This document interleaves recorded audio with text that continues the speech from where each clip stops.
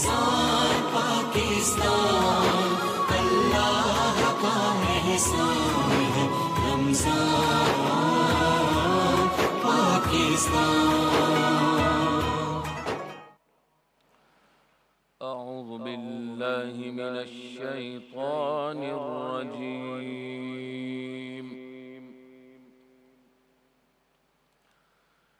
بسم اللہ الرحمن الرحیم،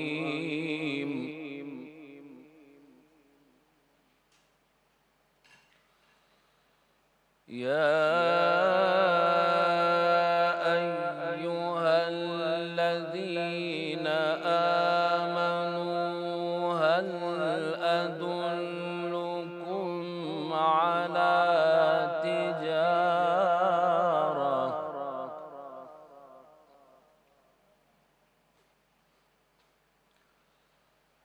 هل أدلكم على تجارة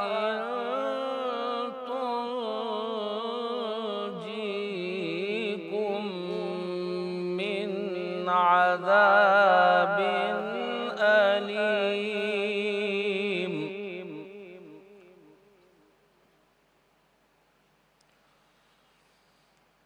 تؤمنون بالله ورسوله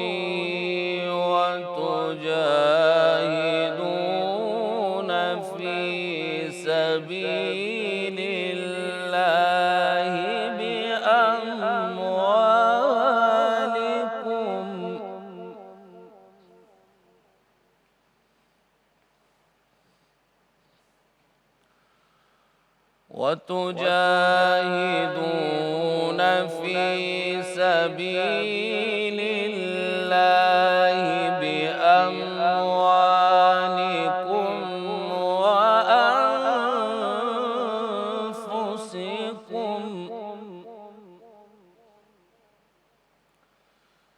ذلكم خير لكم إن كنتم تعلمون.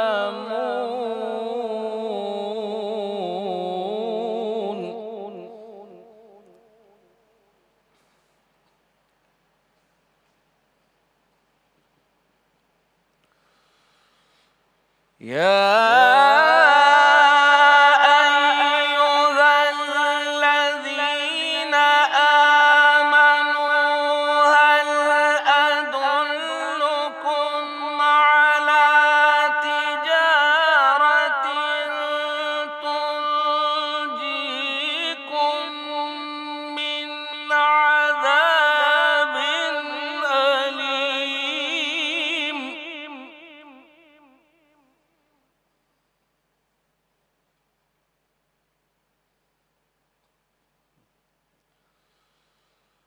هل أدلكم على تجارة تنجيكم من عذاب أليم؟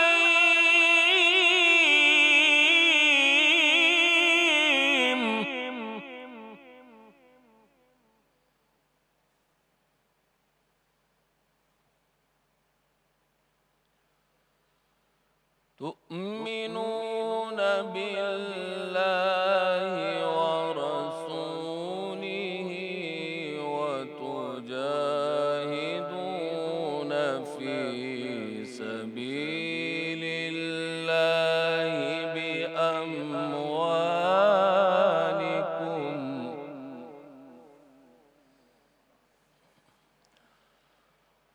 وتجاهدون في سبيل الله بأموالكم وأنفسكم، ذلكم خير لكم إن كنتم تعلمون.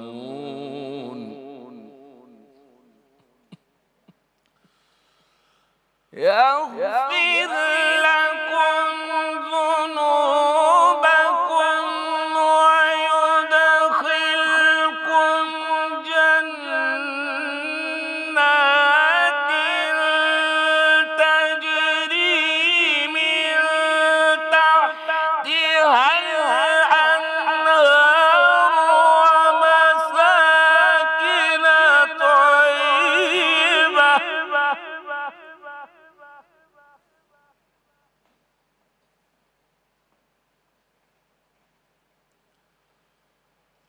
ومساكن طيبة في جنات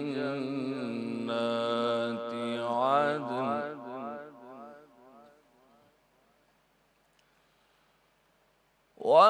ومساكن طيبة في جنات عدن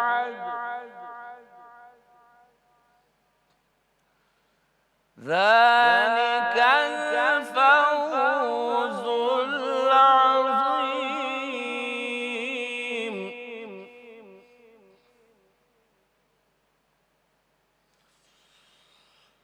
يغفر لكم ذنوبكم ويدخلكم جنات تجري من تحتها الأنهار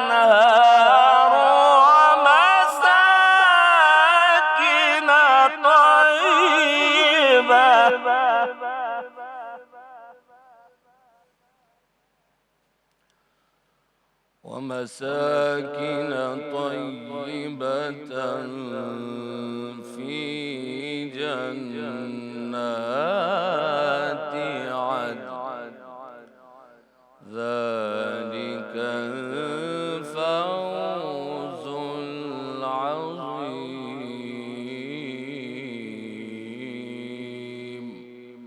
صدق الله العلي العظيم. ماشاء اللہ سبحان اللہ. ملک کے ممتاز قاری جناب قاری سہیل نظام صاحب تلاوت کلام پاک سے ہمارے قلوب منور فرما رہے تھے. پناہ مانگتا ہوں میں اللہ کی شیطان مردود کی شر سے، اللہ کے نام سے شروع جو بڑا مہربان نہایت رحم فرمانے والا ہے. مومنو، میں تمہیں ایسی تجارت بتاؤں جو تمہیں عذاب علیم سے خلاصی دے، وہ یہ کہ خدا اور اس کے رسول صلی اللہ علیہ وآلہ وسلم پر ایمان لاؤ اور خدا کی راہ میں اپنے مال اور جان سے جہاد کرو. اگر سمجھو تو یہ تمہارے حق میں بہتر ہے. وہ تمہارے گناہ بخش دے گا اور تمہیں جنت کے باغوں میں جن میں نہریں بہہ رہی ہیں اور پاکیزہ مکانات ہیں، اور وہ جنت جو ہمیشہ رہنے والی ہے اس میں داخل کر دے گا. یہ بڑی کامیابی ہے. صدق اللہ العظیم. الحمدللہ رب العالمین والصلاة والسلام علی سید الانبیاء والمرسلین. اللہم صلی علی سیدنا و مولانا محمد وعلی آلہ واصحابہ وبارک وسلم وصلی علیہ. دنیا کے تمام دیکھنے والوں کو، تمام چاہنے والوں کو، تمام پیار کرنے والوں کو، اور جہاں جہاں تک اس وقت میری آواز کو سنا اور مجھے دیکھا جا رہا ہے، جنید اقبال کی جانب سے انتہائی محبت کے ساتھ السلام علیکم. ایک بار پھر ناظرین، رمضان پاکستان کی خصوصی نشریات سحری کے موقع پر 23ویں شب کی ان خوبصورت سی ساعتوں میں میں آپ کی خدمت میں پی ٹی وی ہوم کے ذریعے سے 1447 ہجری سن 2026 میں حاضر خدمت ہوں. آج ظاہر ناظرین دوسری طاق رات ہے، ممکنہ شب قدر ہے، اور اگر یہ شب قدر ہے تو اللہ سے دعا کیجئے کہ اللہ تبارک و تعالی ہم پر ان انعامات اور اکرامات کی بارش کر دے جو یقیناً ہر مسلمان چاہتا ہے. اور آپ جانتے جو انعامات اور اکرامات ہیں ناظرین، اس کا جو کلائمیکس ہے وہ کیا ہے؟ اس کا کلائمیکس یہ ہے کہ ہمیں ہمارے ہاتھوں میں اللہ تبارک و تعالیٰ وہ پروانے دے دے جو جنت کے پروانے ہیں. اور اس کلائمیکس کا بھی کیا کلائمیکس ہے کہ جب انشاءاللہ ہم جنت میں داخل ہو جائیں تو اپنے رب کا دیدار کریں. یہ جو جنت ہے ناظرین، اس کو نہ کسی آنکھ نے دیکھا، نہ اس کی نعمتوں کے بارے میں کسی کان نے صحیح طور سے سنا، نہ کوئی زبان اس دنیا میں ان نعمتوں کو بیان کر سکتی ہے. لیکن ہمیں بیان تو کرنا ہے نا، کیونکہ ہم تو جنت کے طلبگار ہیں. تو آئیے آج ذرا اس جنت کے بارے میں اپنی کم علمی کو سامنے رکھتے ہوئے سنتے ہیں کہ جو جنت اللہ تعالیٰ نے ہمارے لیے تیار کی ہے بس وہی جانتا ہے اور اس کے محبوب ہی جانتے ہیں کہ وہ جنت کیا ہے۔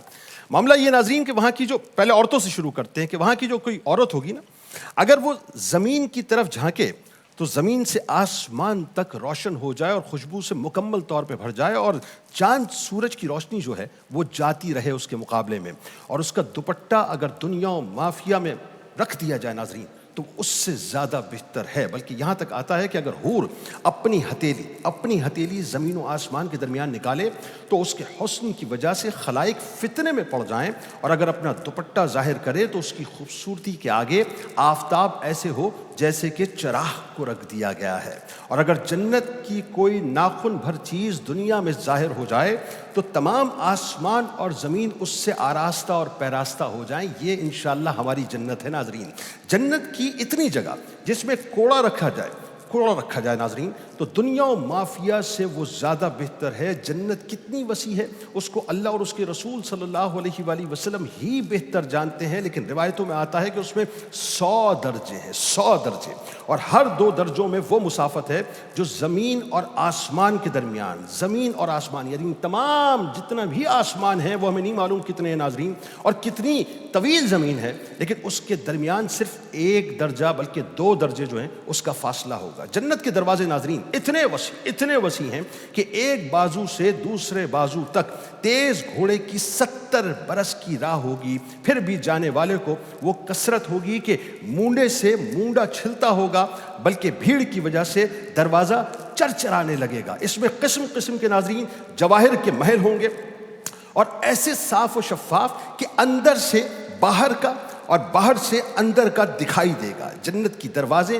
سونے اور چاندی کی اینٹوں اور مشک کے گاروں سے بنی ہیں۔ ایک اینٹ سونے کی ہوگی، ایک اینٹ چاندی کی ہوگی، زمین مکمل طور پہ زعفران کی ہوگی، اور کنکریوں کی جگہ اللہ تبارک و تعالیٰ موتیوں کو اور یاقوت کو بچھائے گا۔ اور ایک روایت میں ہے کہ جنت عدن کی ایک اینٹ سفید موتی کی ہے، ایک یاقوت سرخ کی ہے، ایک زبرجد سبز کی ہے، اور مشک کا گارا ہے، اور اس کی جو گھاس ہے ناظرین، یہ جو گھاس ہم دیکھتے ہیں نا نارملی، ابھی آپ کو سیٹ پہ بھی یہ جو سنتھیٹک گھاس نظر آ رہی ہے، یہ جو گھاس اس کی ہوگی ناظرین وہ اتنی حسین ہوگی کہ وہ زعفران سے بنی ہوئی ہوگی، اور موتی کی کنکریاں، عنبر کی مٹی۔ جنت میں ایک موتی کا خیمہ، صرف ایک موتی کا خیمہ ناظرین، جس کی بلندی کے بارے میں بتایا جاتا ہے کہ وہ 60 مائل یعنی 60 مائلز پر مبنی ہوگی۔ جنت میں ناظرین 4 دریا ہیں، ایک پانی کا، دوسرا شہد کا، تیسرا جو ہے وہ دودھ کا ہوگا، اور چوتھا شراب کا ہوگا، اور پھر ان سے نہریں نکل کر ایک کے مکان میں جاری کی جائیں گی۔ وہاں کی نہریں ناظرین زمین کھود کر نہیں بہیں گی بلکہ زمین کے اوپر رواں ہوں گی، اور نہروں کا ایک کنارہ موتی کا، دوسرا یاقوت کا، اور نہروں کی زمین مکمل طور پہ خالص مشک کی ہوگی۔ وہاں کی شراب ناظرین دنیا کی جیسی شراب نہیں ہوگی، یعنی جس میں بدبو ہو، کڑواہٹ ہو یا نشہ ہو، بلکہ پینے والا بے عقل بھی نہیں ہوگا۔ عالم یہ ہوگا کہ وہ انتہائی پاک، منزہ اور مصفہ شراب ہوگی۔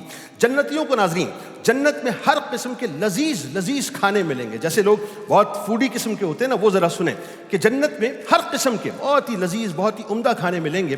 وہ جو چاہیں گے یعنی صرف ایزیوم کریں گے وہ ان کے سامنے آ جائے گا۔ اگر کسی پرندے کو دیکھ کر اس کا گوشت کھانے کو ان کا من کرے گا تو اسی وقت وہ پرندہ، مثال کے طور پہ آپ نے ایزیوم کیا کہ مجھے بٹیر کھانا ہے، یہاں آپ سوچیں گے وہاں بھنا ہوا بٹیر جو ہے ایگزیکٹلی آٹومیٹکلی آپ کے سامنے آ جائے گا۔ اگر پانی وغیرہ کی خواہش ہوگی ناظرین تو کوزہ خود بخود چل کر ان کی خدمت میں آئے گا، یعنی ٹھیک انداز اور موافق انداز سے جو اس کے اندر پانی بھی موجود ہوگا، دودھ بھی موجود ہوگا، شراب بھی موجود ہوگی، اور شہد بھی موجود ہوگا، اور اس کی خواہش سے ایک قطرہ بھی زیادہ نہیں ہوگا، اور پینے کے بعد خود بخود جو ہے وہ سارا کا سارا پانی لوٹ کر چلا جائے گا۔ وہاں ناظرین نجاست کا، یہ جو نجاست آج ہماری جو وجود ہے نا، یہ بہت گندے ہوتے ہیں نا، اندر ایک گندگی موجود ہے، وہاں نہ نجاست ہوگی، نہ کسی قسم کا کوئی تھوک ہوگا، نہ کوئی ریٹھ ہوگی، نہ کان کا محل ہوگا، نہ بدن کا محل ہوگا۔ عالم یہ ہوگا کہ خوشبودار اور فرد بخش ڈکار آئے گی، اور اس خوشبودار فرد بخش پسینے سے تمام تر جتنی بھی چیزیں ہیں وہ مکمل طور پہ جو انسان کھائے گا وہ ہضم ہو جائیں گی،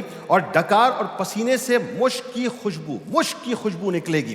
ہر وقت زبان جو ہے وہ تسبیح کرتی رہے گی، تکبیر کرتی رہے گی، یعنی آپ قصد کریں نہ کریں لیکن آپ مستقل جو ہے اللہ تبارک و تعالیٰ کی ثنا بیان کرتے رہیں گے۔ کم سے کم ناظرین ہر شخص کے سرانے 10,000 خادم، یعنی آپ سوچئے جو یوں کہیے کہ اللہ تبارک و تعالیٰ نے جو خدمت گزاروں کی تعداد رکھی ہے وہ تقریباً 10,000 خدام کھڑے ہوں گے. خادموں میں سے ہر ایک کے ہاتھ میں چاندی کا پیالہ ہوگا اور دوسرے ہاتھ میں سونے کا پیالہ ہوگا، اور ہر پیالے میں نئے نئے رنگ کی نعمتیں موجود ہوں گی جس کو انسان بیان نہیں کر سکتا. یعنی جتنا کھاتا جائے گا لذت میں کسی قسم کی کوئی کمی نہیں آئے گی، بلکہ زیادتی ہوتی چلی جائے گی. اور ہر نوالے میں 70 مزے ہوں گے، 70 ٹائمز اس کو مزے ملیں گے. یعنی آج آپ کوئی کھانا کھاتے ہیں تو پہلا لقمہ کھانے کے بعد یا دوسرے تیسرے لقمے کے بعد اس کا مزہ ختم ہو جاتا ہے، لیکن جنت کا جب آپ کھانا کھائیں گے تو ہر لقمے میں ایک نیا مزہ ہوگا، اور 70 مختلف فلیورز ایک ہی نوالے کے اندر اللہ تبارک و تعالیٰ آپ کو عطا فرمائے گا، اور کوئی کسی سے سپرسیڈ نہیں کرے گا.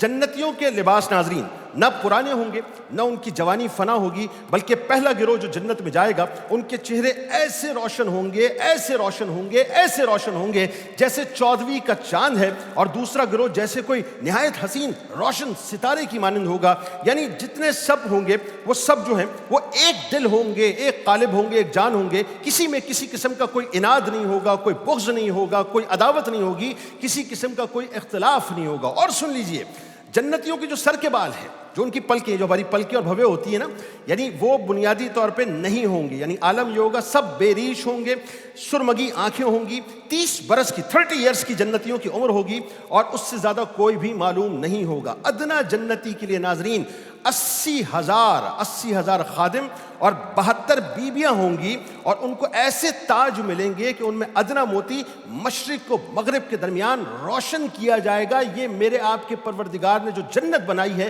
یہ انشاءاللہ ہمارے لیے ہوگی. اور اگر مسلمان ناظرین اولاد کی خواہش کرے تو فوراً جو ہے وہ عمل ٹھہر جائے گا. یہاں تک معاملہ ہوگا کہ 30 سال کی جو عمر ہوگی وہ ایک ہی ساتھ میں اللہ تبارک و تعالیٰ اس کو اولاد عطا کر دے گا. جنت میں ناظرین نیند نہیں ہوگی، یعنی نیند ایک قسم کی موت ہے، اور جنت میں کسی قسم کی موت نہیں ہوگی، یعنی آپ نیند اختیار نہیں کریں گے. جنتی جب جنت میں جائیں گے تو ہر ایک اپنے اعمال کی مقدار سے مرتبہ پائے گا، اور اللہ کے فضل کی حد کسی قسم کی نہیں ہوگی ناظرین. پھر انہیں دنیا کے ایک ہفتہ وار مقدار کے بعد اجازت دی جائے گی. اب وہ موقع آ گیا کہ اپنے پروردگار کی زیارت کریں، اور عرش الہی ظاہر ہوگا، اور رب ذوالجلال جنت کے باغوں میں سے ایک باغ میں تجلی فرمائے گا، اور انہیں جنتیوں کے لیے باقاعدہ، یعنی جتنے بھی جنتی ہوں گے جو کہ وہاں پر موجود ہوں گے، سب کے لیے ایک پروٹوکول کے ساتھ ممبر بچھائے جائیں گے. نور کے ممبر، موتی کے ممبر، یاقوت کے ممبر، زبرجد کے ممبر ہوں گے، سونے کے ممبر ہوں گے، چاندی کے ممبر ہوں گے.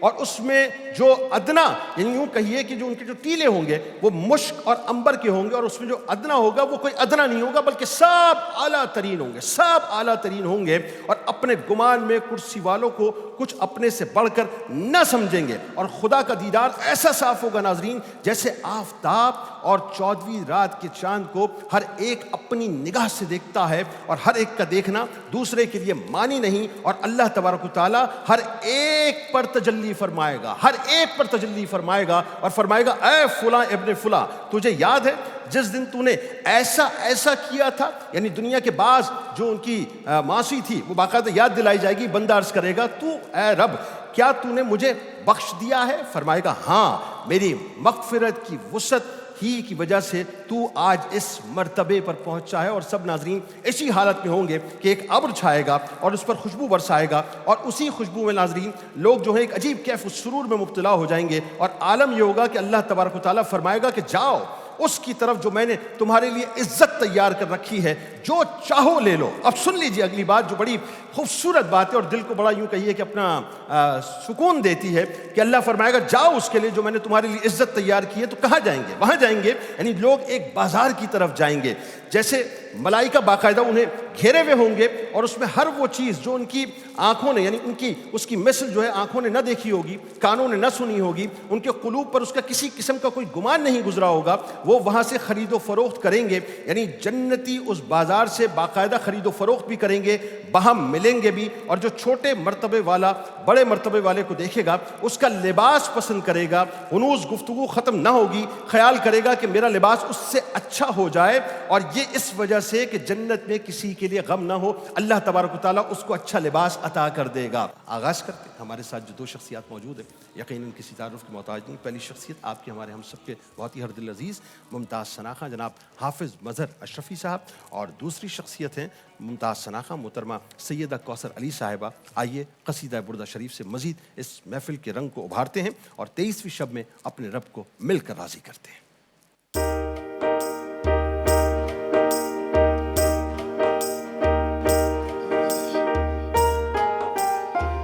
مولاي صل وسلم دائما أبدا على حبيبك خير الخلق كلهم مولاي صل وسلم دائما أبدا على حبيبك خير الخلق كلهم من تذكر جيران بذي سلم من تذكر جيران بذي سلم مزجت دمعا جرى من مقلة بدمي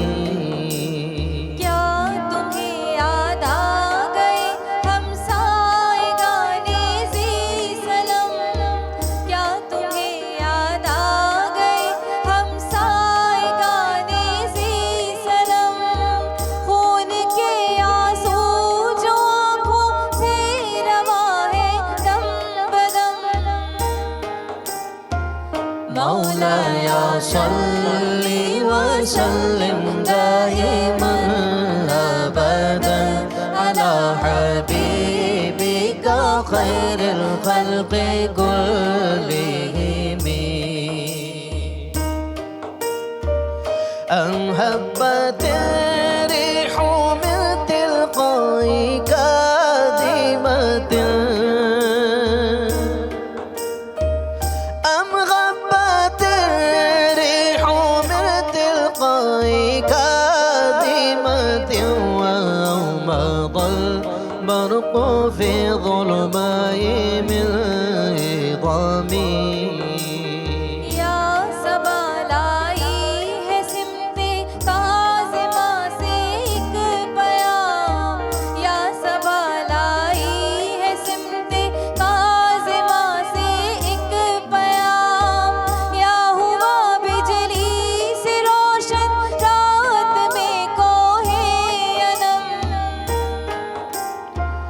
مولاي صل وسلم دائما أبدا على حبيبك خير الخلق كلهم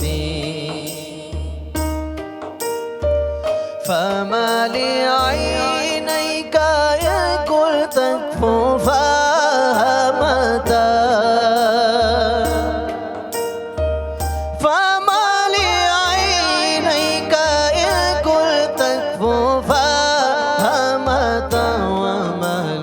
قلبك إن كنت تستفيق يهيمي کیا ہوا آنکھوں کو تیری رو رہی ہے زار زار کیا ہوا آنکھوں کو تیری رو رہی ہے زار زار کیا ہوا دل کو تیرے کیوں اس قدر کھاتا ہے غم مولاي صل وسلم دائما أبدا على حبيبك خير الخلق كلهم مولاي صل وسلم دائما أبدا على حبيبك خير الخلق كلهم رمضان پاکستان اللہ کا احسان ہے رمضان پاکستان جناب ایک بار پھر میں آپ کو خوش آمدید کہتا ہوں. رمضان پاکستان کی خصوصی نشریات ہے. 23ویں شب ہے, دوسری تاک رات ہے, ممکنہ شب قدر ہے. ناظرین, پی ٹی وی ہوم کے ذریعے سے آپ سے گفتگو ہو رہی ہے 1447 ہجری سن 2026 میں. بس ایک ہی گزارش مستقل کرتا رہوں گا کہ لا الہ الا اللہ محمد رسول اللہ صلی اللہ علیہ وآلہ وسلم استغفر اللہ, یہ ورد زبان پہ جاری رکھیے اور اللہ سے اس کی تجلیات اور اس کی برکتوں کے نزول کی بس دعا کرتے رہیے. اس وقت ہم موجود ہیں آپ کے ہمارے ہم سب کے بہت ہی پسندیدہ سیگمنٹ میں, یعنی رمضان کے پکوان میں, اور جین زی کی نمائندہ میری پیاری سی چھوٹی سی بہن منزہ اس وقت موجود ہیں. میں کچھ ہو نہ ہو اس ٹرانسمیشن کے آخر تک میں آپ کو جین زی کا لیڈر بنا دوں گا. یہ تو کنفرم ہے.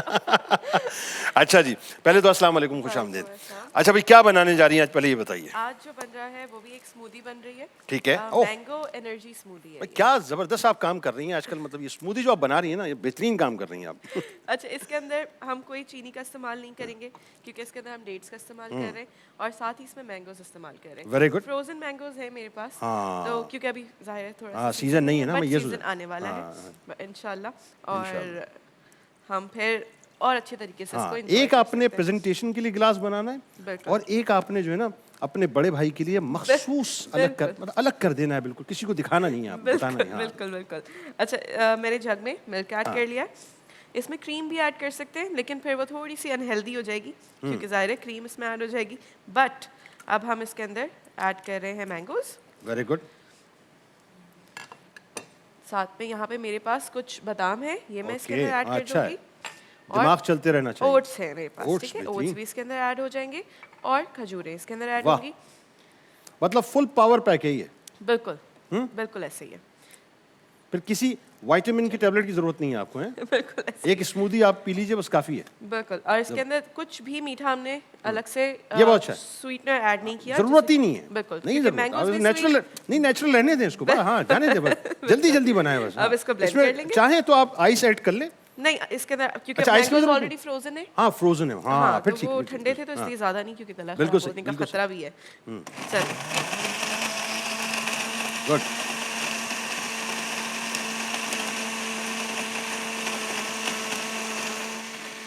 زبردست.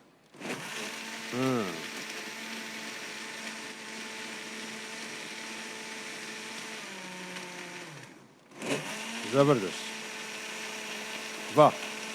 تو یہ اسمودی جو ہے, اس کے ذرا انگریڈینٹس اس کا ریکیپ ساتھ ساتھ مطلب دے دیں. میں ایک دفعہ بتا دیتی ہوں. اس کے اندر ہم نے ملک کا استعمال کیا ہے, ساتھ میں اس کے اندر میں نے مینگوز ایڈ کیے ہیں, فروزن مینگوز ایڈ کیے ہیں, بادام اس کے اندر ایڈ ہوئے ہیں, اوٹس اس کے اندر ایڈ ہوئے ہیں. اوٹس کو بھگو کے بھی رکھ سکتے ہیں تاکہ اور اسموتھ اس کا ٹیکسچر ہو, اور بادام کو بھی بھگو کے اس کا چھلکا ہٹا سکتے ہیں. لیکن اگر آپ کے پاس ٹائم نہیں ہے اور جلدی جلدی کسی چیز کو پریپیئر کرنا ہے تو اسی طرح سے کر سکتے ہیں. تھوڑا سا ایک کرنچ آ جائے گا بادام کا. زیادہ بالکل صحیح. تو یہ جین زی نے اس کا نام کیا رکھا ہے؟ Mango energy smoothie. Mango energy smoothie. دیکھیں انرجی کے لیے سب کچھ ہے نا اس کے اندر, اوٹس موجود ہیں, ڈیٹس موجود ہیں, تو بالکل اب اس کو جو ہے. بھائی آپ لوگ بادشاہ لوگ ہیں, 65% آپ لوگ اس وقت پورے پاکستان کا ہیں, جو چاہے نام رکھ دیں آپ. ہاں یہ دیکھیں, یہ تھک دیکھیں کتنی ہوئی. زبردست, بہت ہی بہترین, واہ. یہ اس طرح سے آ جائے گا, اور جب انشاءاللہ فریش مینگوز آ جائیں گے تو اس کا تو فوری ہوگا. بالکل ٹھیک ہے, بالکل بہترین, بالکل ٹھیک ہو گیا. بالکل کیونکہ ظاہر جو چیز فریش سے بنتی ہے وہ زیادہ ایک الگ ہی ٹیسٹ ہوتا ہے اور ایک الگ ہی اس کا بالکل ایسا بالکل ایسا لک ہوتا ہے. بٹ اور میں اس کا ناظرین ایک ٹیسٹ بھی ذرا کر کے آپ کو بتاتا ہوں نا کہ اس کی فیل کیا آ رہی ہے, اور اس کی مٹھاس کا بھی بتانا ہے آپ نے.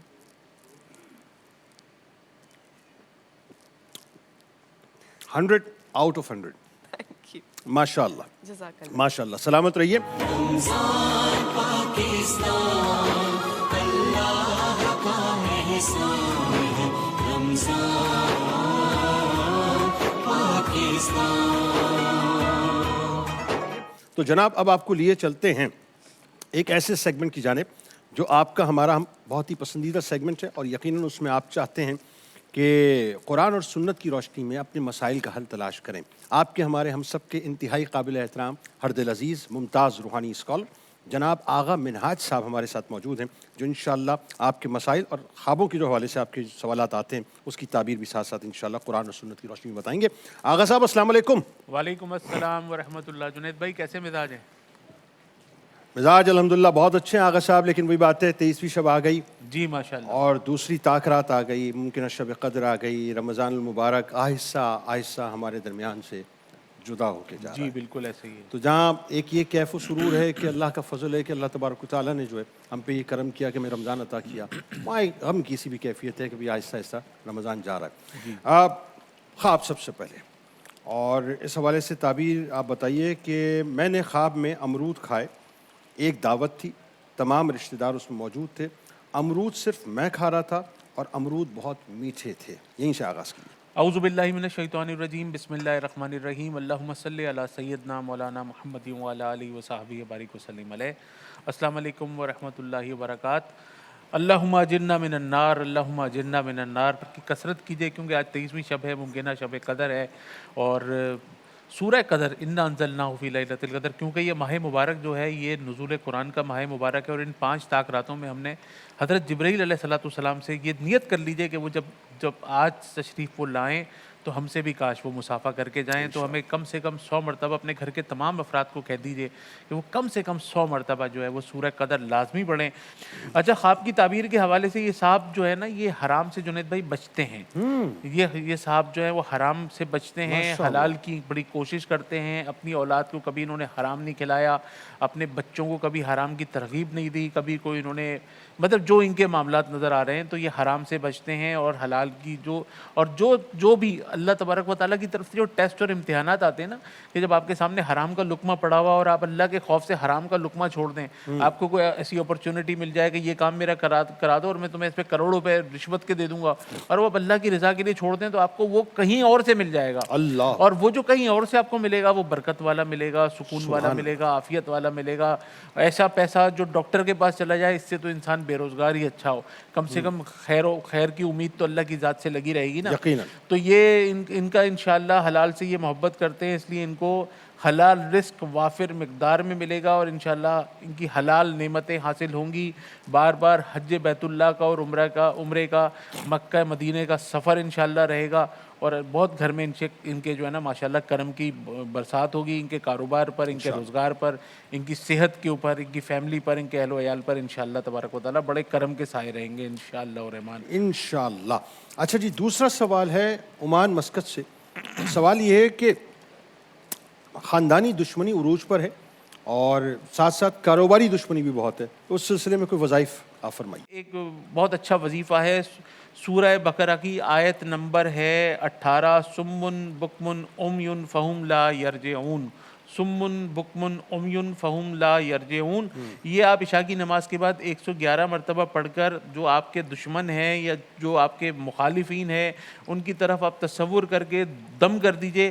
اللہ کے حکم سے انشاءاللہ ان کے دل نرم ہو جائیں گے. جو کاروبار کی جو لڑائیاں ہیں، جھگڑے ہیں، کورٹ کیسز ہیں، یا خدا نہ خواستہ بہن بھائیوں کے اندر ورثے کی پرابلم ہے. بہت سارے گھروں کے اندر بہن بھائیوں میں اختلافات ورثے کی وجہ سے بھی ہوتے ہیں، اور اس وجہ سے بھی ہوتے ہیں کہ وہ ایک دوسرے کے بچوں سے ان کی منگنیاں ہو جاتی ہیں یا شادیاں ہو جاتی ہیں، بعد میں وہ تلخیوں میں تبدیل ہو جاتی ہے، تو بہن بھائیوں کے رشتے ختم ہو جاتے ہیں. تو اگر اس طرح کا کوئی مسئلہ ہو تو ان کے حق میں دعا کیجیے. اور سورہ فیل، الم تر کیف فعل ربک باصحاب الفیل، یہ فجر کے بعد 11 مرتبہ پڑھیں. کوشش کریں کہ اگر ہر نماز کے بعد 11 مرتبہ پڑھ کے اللہ سے دعا کریں، اور ان کے لیے بد دعا مت کیجیے گا، صرف ان کے لیے رائے ہدایت کی دعا کیجیے، انشاءاللہ کرم ہو جائے گا. اچھا، اگلا سوال ہے آغا صاحب کویت سے کہ شوگر ذیابیطس کے حوالے سے جو ہے وظائف بتائیے. جنید بھائی، شوگر جو ہے ایک ایسا سائلنٹ اینیمی ہے کہ ہمارے یہاں بدقسمتی سے جس طرح بلڈ پریشر کو مانیٹر نہیں کیا جاتا، ہمارے گھر میں بلڈ پریشر کے اپریٹس نہیں ہوتے، اسی طرح ہمارے گھر میں جو شوگر ٹیسٹ کرنے کی مشین ہے وہ بھی نہیں ہوتی. ہر ماں باپ کو چاہیے کہ اپنے گھر میں اپنے بچوں کی غذا کے اوپر خصوصی طور پر کنٹرول کریں، روزانہ ورزش کریں، آدھے گھنٹے کی واک کریں، اور جتنا ہو سکے ان چیزوں سے دور رہیں. اور اب میں آپ کو بتا دیتا ہوں کہ وظیفہ ایک پھکی بتاتا ہوں جس کو صفوف کہتے ہیں. آپ 1 پاؤ بادام لیں، 1 پاؤ کالا کڑوا جو، اور 1 پاؤ بھنے ہوئے چنے. 3 چیزیں بتا رہا ہوں، 1 پاؤ بادام، 1 پاؤ کالا کڑوا جو، اور 1 پاؤ بھنے ہوئے چنے لے کے اگر آدھا پاؤ لے لیں تو ان کو ہم وزن پسوا کے رات کو کھانا کھانے کے 1 گھنٹے کے بعد 1 بڑا چمچہ زمزم کے پانی سے اتار لیجئے.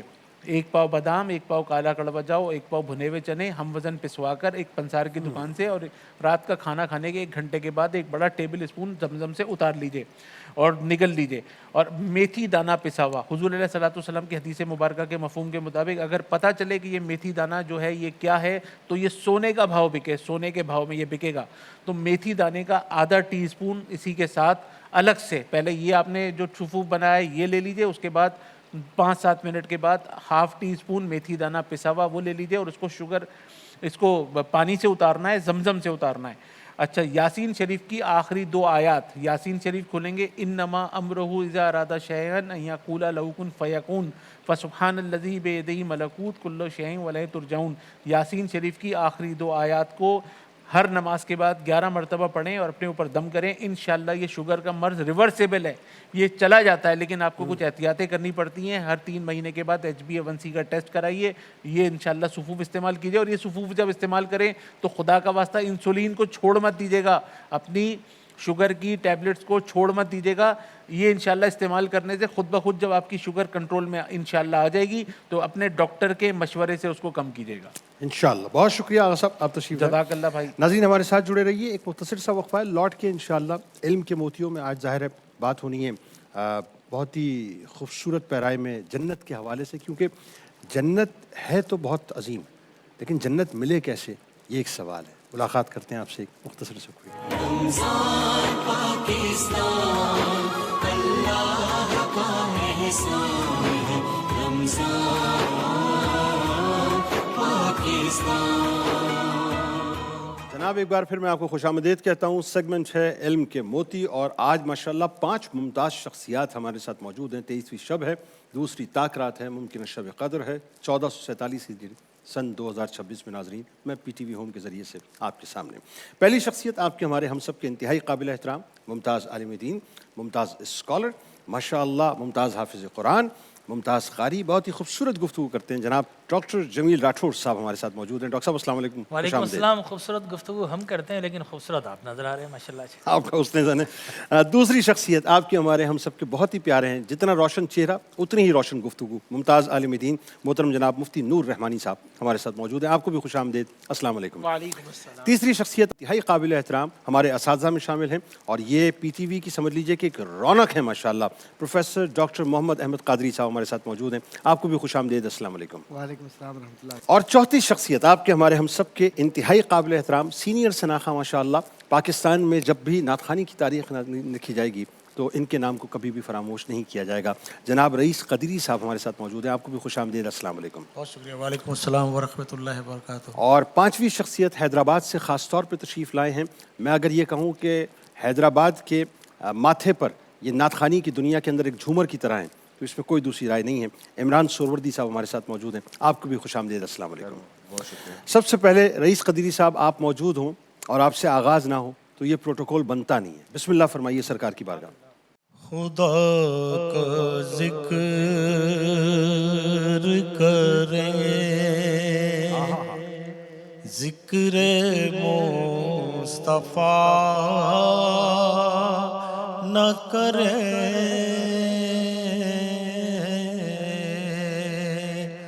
خدا کا ذکر کریں،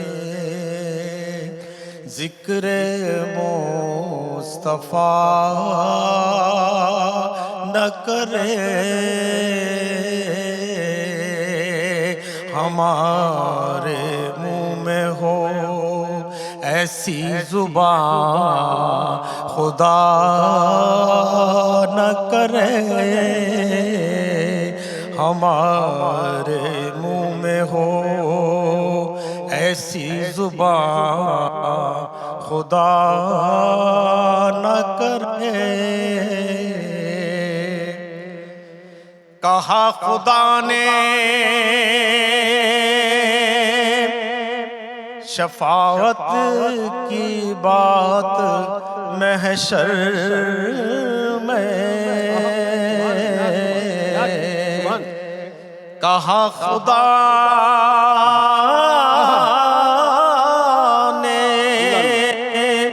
شفاعت کی بات محشر میں میرا حبیب کرے کوئی دوسرا نہ کرے۔ اللہ اللہ اللہ، کیا کریں کیا کریں کیا کریں؟ میرا حبیب کرے کوئی دوسرا نہ کرے، اور مدینے جا کے نکلنا نہ شہر سے باہر، مدینے جا کے نکلنا نہ شہر سے باہر، خدا نہ خواستہ یہ زندگی وفا نہ کرے، خدا نہ خواستہ یہ زندگی وفا نہ کرے۔ سبحان اللہ، ماشاء اللہ ماشاء اللہ ماشاء اللہ۔ ڈاکٹر صاحب، نہ کسی آنکھ نے دیکھا، نہ کسی کان نے سنا، نہ کوئی زبان بیان کر سکتی ہے، وہ ہے جنت، لیکن قرآن نے بس کچھ بیان کر دیا، وہ جو کچھ ہے وہ بہت کچھ ہے سمجھنے والوں کے لیے۔ میرا خیال ہے پروٹوکول یہی بنتا ہے کہ قرآن ہی سے آغاز کیا جائے کہ جنت کیا ہے۔ قرآن مجید برہان رشید میں اللہ تبارک و تعالی نے جنت کی منظر کشی اس کمال سے کی ہے اللہ کہ پڑھنے والا جب پڑھتا ہے نا تو اس کی تصحیر کے اندر اور اس کے حسن و جمال کے اندر گویا کھو جاتا ہے، اللہ اور قرآن کا انداز بیان اسے مسخر کر لیتا ہے۔ جس طرح اس دنیا کی اگزامپل دی گئی، زُجِّنَ لِلنَّاسِ حُبُّ الشَّهَوَاتِ مِنَ النِّسَاءِ وَالْبَنِينَ وَالْقَنَاطِرِ الْمُقَنطَرَةِ مِنَ الذَّهَبِ وَالْفِضَّةِ وَالْخَيْلِ الْمُسَوَّمَةِ وَالْأَنْعَامِ وَالْحَرْثِ ذَلِكَ مَتَاعُ الْحَيَاةِ الدُّنْيَا وَاللَّهُ عِندَهُ حُسْنُ الْمَآبِ، کہ تم دنیا میں جس چیزوں سے محبت رکھتے ہو نیچرلی وہ کیا ہیں؟ تم خواتین سے محبت کرتے ہو، اپنی بیوی سے محبت کرتے ہو، اپنی بیٹیوں سے محبت کرتے ہو، بلبنین اپنی اولاد سے محبت کرتے ہو، تم چاند اور چاندی اور سونے سے محبت کرتے ہو، تم جنت اور باغات سے محبت کرتے ہو، تو فرمایا اللہ کے پاس اس سے کہیں بڑھ کر ہے۔ اللہ قل اونبئکم بخیر من ذلکم الذین اتقوا عند ربہم جنات تجری من تحتها الانہار خالدین فیہا وازواج مطہرۃ ورضوان من اللہ، اے محبوب انہیں کہہ دیجئے کہ اللہ کے پاس کیا ہے؟ اللہ کے پاس ایسے باغات ہیں جن کے نیچے سے نہریں بہ رہی ہیں، اللہ، اور جس میں تم ہمیشہ رہو گے، اور پھر اس کے اندر اللہ تبارک و تعالیٰ تمہیں بہترین خواتین اور زوجہ عطا فرمائے گا، اور اس کے اندر وہ سب کچھ ہوگا جس کی جنتی خواہش کریں گے۔ اللہ، اور فرمایا لیکن کس کو ملے گی؟ ان کو ملے گی الذین یقولون ربنا اننا آمنا فاغفر لنا ذنوبنا وقنا عذاب النار، جو جنت کی خواہش کریں گے اور جنت سے بچنے کے لیے اس کا خوف دل میں قائم کرتے ہیں، وہ سارے کاموں سے مجتنب ہو گئے جن سے اللہ رسول نے منع کیا ہے۔ اللہ، وہ کہیں گے اننا آمنا اللہ، ہم تجھ پر ایمان لائے، فاغفر لنا، ہمیں معاف کر دے، ہمارے گناہوں کو معاف کر دے، وقنا عذاب النار، اے اللہ ہمیں جہنم سے بچا لے۔ جہنم سے پناہ مانگنا حق ہے اور جنت کی خواہش رکھنا یہ بھی حق ہے۔ اللہ اکبر۔ سب سے پہلے تو جنت میں وہ جائے گا جنید بھائی جو جنت کی خواہش تو کرے، ہاں، طلب تو کرے گا، طلب تو کرے۔ بالکل صحیح۔ ہم تو مائل بکرم ہے، کوئی سائل ہی نہیں، ہاں ہاں، راہ دکھلائیں کسے؟ راہ رو منزل ہی نہیں، راہ رو منزل ہی نہیں، منزل پہ چلیں تو صحیح۔ پھر قرآن سے آتا الف لام میم حسب الناس ان یترکوا ان یقولوا آمنا وهم لا یفتنون، تم نے ایسا سمجھا ہوا کہ تم ایمان لائے بس سب کچھ ٹھیک ہو جائے گا، تمہیں آزمایا نہیں جائے گا؟ نہیں، آزمایا جائے گا، اور تم سے پہلی امتوں کو آزمایا گیا اور وہ پکار اٹھے، چیخ اٹھے، پھر کہیں جا کر ایمان مقبول ہوا، تو آزمائش آئے گی۔ جنت ہڈن ہے ہماری نگاہوں سے، لیکن ہر کسی کی نگاہوں سے نہیں ہے۔ رسول خدا صلی اللہ علیہ وسلم نماز پڑھا رہے ہیں، نماز کے اندر ہی نماز کسوف آپ نے ہاتھ اٹھایا، صحابہ نے پوچھا یا رسول اللہ نماز کے اندر آپ نے خلاف معمول ہاتھ کیوں اٹھایا؟ کہا جنت میرے سامنے تھی، جنت کے پھل میرے سامنے تھے، میں نے چاہا کہ تمہیں کھلاؤں، لیکن پھر خیال آیا کہ جنت کے پھل کھا لیے تو دنیا کی کسی پھل میں کوئی مزہ نہیں آیا، مزہ نہیں رہے گا۔ اللہ اللہ اللہ اللہ۔ چنانچہ جنت تو سرکار نے بتائی بھی ہے، دکھائی بھی ہے اور دلوائی بھی ہے۔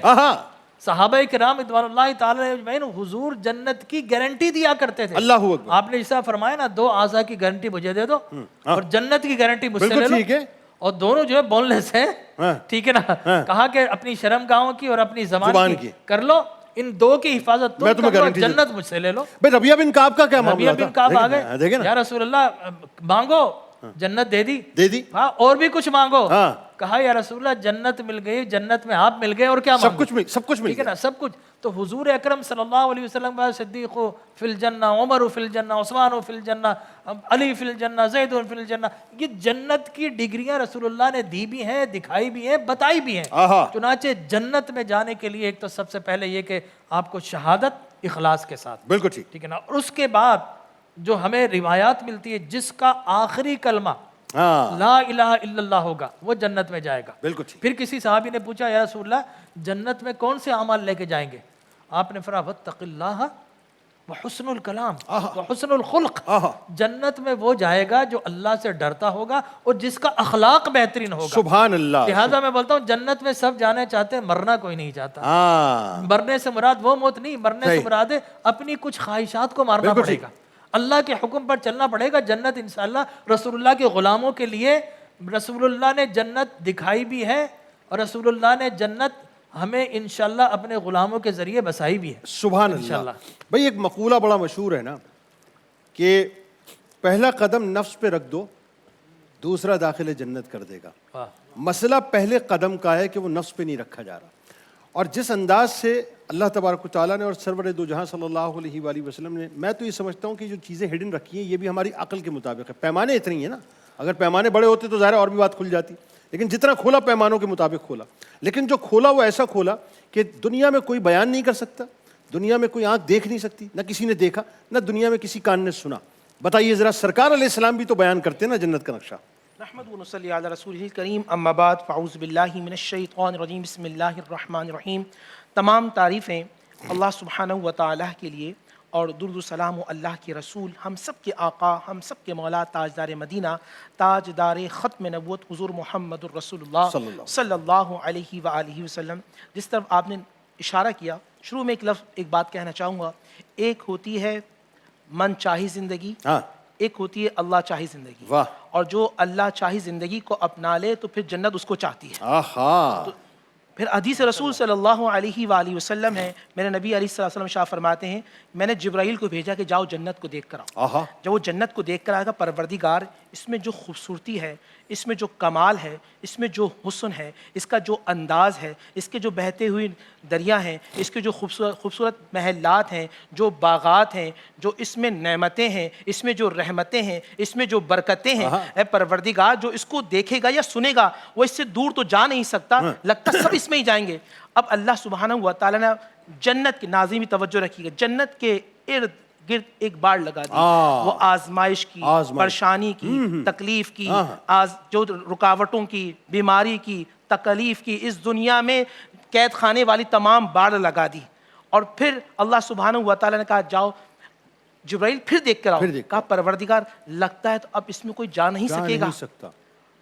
پھر اللہ سبحانہ و تعالیٰ نے جہنم کی طرف بھیجا, دیکھ کر آؤ. کہا پروردگار اتنی ہولناک ہے, اتنی خطرناک ہے, اتنی خطرناک ہے پروردگار جو اس کو سن لے گا وہ تو کبھی جانے کی کوشش نہیں کرے گا. اللہ سبحانہ و تعالیٰ نے جس طرح حضرت فرما رہے تھے نفسانی خواہشات کی, دنیا پرستی کی اور من چاہی زندگی کی باڑ لگا دی. جنت پر اللہ چاہی زندگی کی باڑ ہے اور جہنم میں من چاہی زندگی کی باڑ ہے. ایک چھوٹے سے الفاظ میں یہ بات آج سمجھ لیجئے, اگر اللہ چاہی زندگی اپنانی ہے تو پھر رسول پاک صلی اللہ علیہ وآلہ وسلم کی محبت, ان کا طریقہ, ان کی صورت, ان کی سیرت کو اپنانا ہوگا. جب آپ ان کی صورت کو بھی اپنانا ہوگا. دیکھیں ان کی صورت کو بھی اپنانا ہوگا. ان کی صورت تو قرآن کی صورتوں میں ہے نا, جو قرآن کی صورتوں کو ان کی سیرت میں دیکھ لیتا ہے اور اس پہ عمل کر لیتا ہے, پھر وہ جنت کا مشتاق نہیں ہوتا بلکہ جنت اس کی مشتاق ہوتی ہے. کیا کہنا, قل ان کنتم تحبون اللہ فاتبعونی یحببکم اللہ ویغفر لکم. پورا زمانہ اللہ سے محبت کرتا ہے, اور جو محمد رسول اللہ کا ہو جائے اللہ اس سے محبت کرتا ہے, اللہ اس کا حبیب بن جاتا ہے, اللہ اس کا دوست بن جاتا ہے. ویغفر لکم ذنوبکم, اور اللہ سبحانہ و تعالیٰ اس کے تمام گناہوں کو معاف فرما دیتا ہے. آج جینزس کے لیے اور تمام لوگوں کے لیے ایک چھوٹا سا میسج, آپ رسول اللہ صلی اللہ علیہ وآلہ وسلم کی سیرت کو اپنا لو. اس تاک رات کے اندر توبہ کر لو، استغفار کر لو، اور نبی علیہ السلام پہ کثرت سے درود پڑھو، کیونکہ قرآن کا نور ہوگا، میرے نبی کا درود ہوگا، جنت کے دروازے تمہارے لیے کھلے ہیں۔ بھائی سبحان یہ جو وقت ہے جب اللہ نے اپنی جنت کو کھول دیا ہے، وہاں سے اعلان ہو رہا ہے کوئی مانگنے والا؟ حضرت پہلے تو جانا پڑتا تھا، کوئی طور پہ جا رہا ہے، کوئی کہیں جا رہا ہے، کوئی کہیں جا رہا ہے، پھر جب بھی فرشتے نہیں آتے۔ ڈاکٹر صاحب آج اگر ہم سجدے کے اندر ہیں اور تاک رات ہے تو جبرائیل آ رہے ہیں، اللہ کا سلام لے کر آ رہے ہیں اور فرشتے مل رہے ہیں، اللہ کی رحمت جس پر ہو رہی ہے جنت اس کی مشتاق ہے، وہ جنت کا مشتاق نہیں ہے بلکہ جنت اس کی مشتاق ہے۔ تو تیاری کیجئے، آئیں، نبی کی محبت، زندگی کا بیٹھنا، زندگی کا چلنا، اٹھنا، سمجھنا، نبی اور بس نبی۔ لب پہ نعت پاک کا نغمہ کل بھی تھا آج بھی ہے، میرے نبی سے میرا رشتہ کل بھی تھا اور آج بھی ہے، بس وہ کیسے ہو سکتا ہے جس کو حق نے بلند کیا، دونوں جہاں میں ان کا چرچا کل بھی تھا اور آج بھی ہے۔ بتلا دو گستاخ نبی کو غیرت مسلم زندہ ہے، مصطفیٰ کی محبت پر، دین پہ مر مٹنے کا جذبہ کل بھی تھا آج بھی ہے۔ بھائی یہ ہے میسج۔ بھائی کیا اچھی بات ہے، کیا اچھی بات ہے۔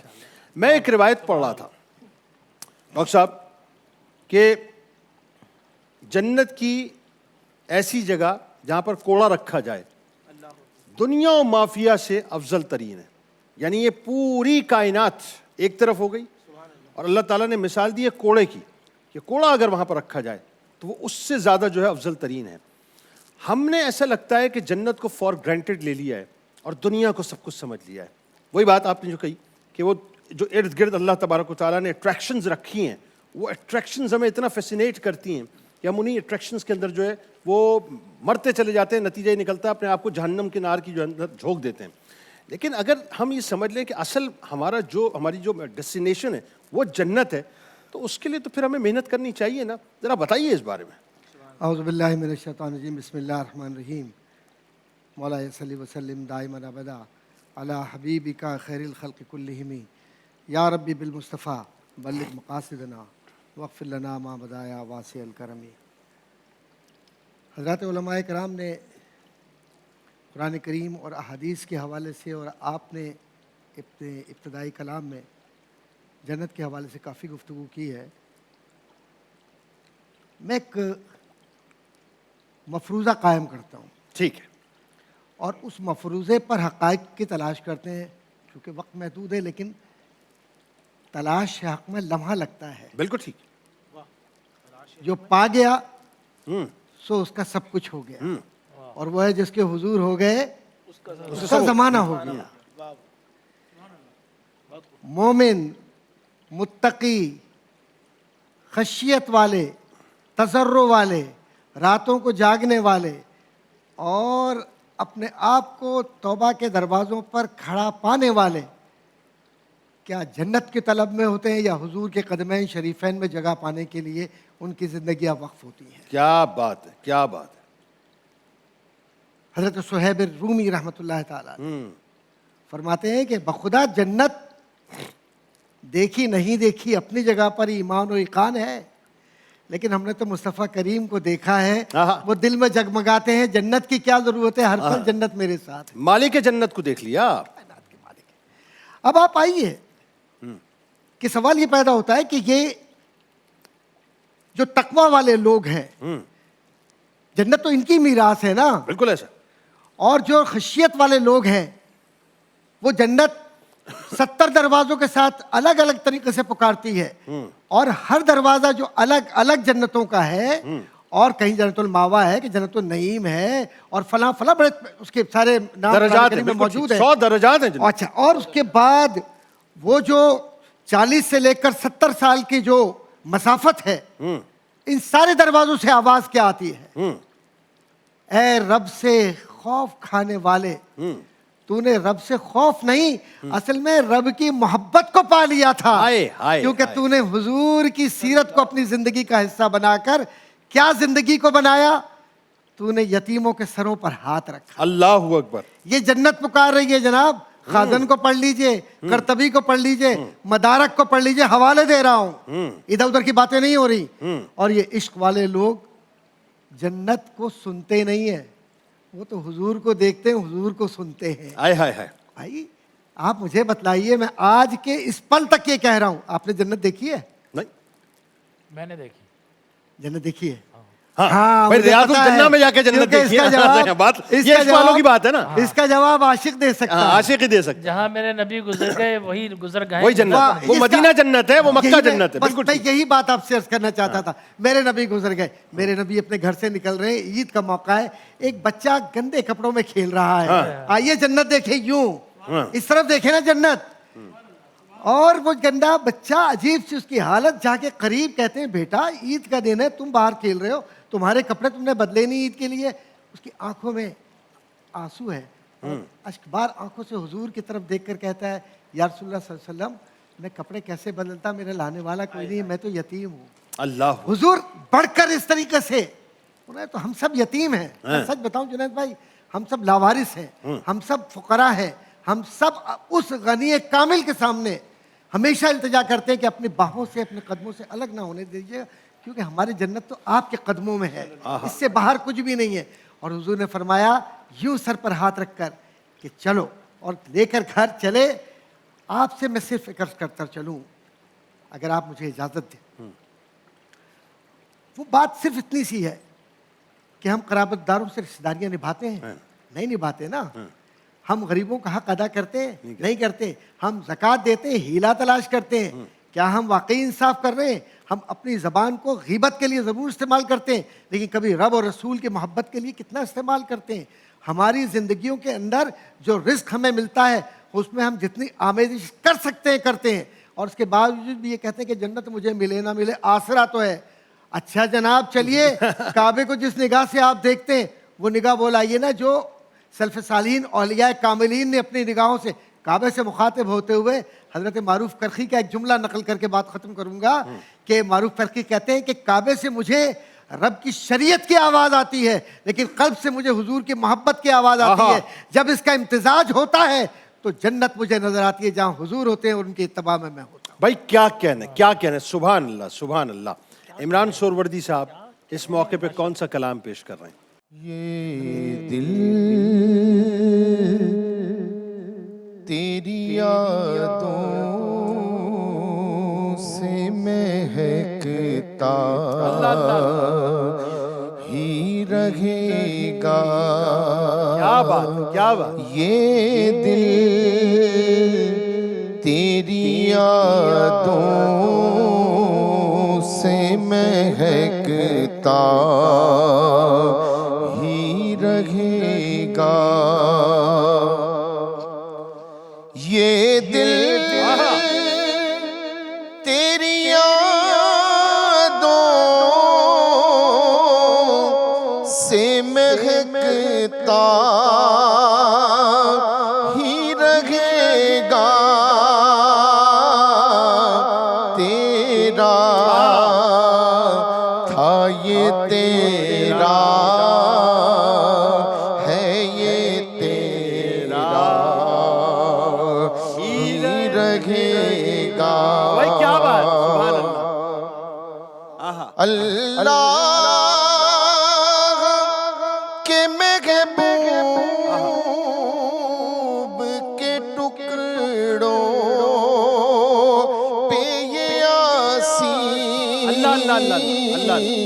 پلتا تھا، یہ پلتا ہے، یہ پلتا ہی رہے گا. تیرا تھا یہ تیرا ہے، یہ تیرا ہی رہے گا. سرکار سے مانگو تو صحیح آل کا صدقہ. بھائی سبحان اللہ، کیا کہنے، سبحان اللہ سبحان. سرکار سے مانگو تو صحیح آل کا صدقہ. آل کا صدقہ ملتا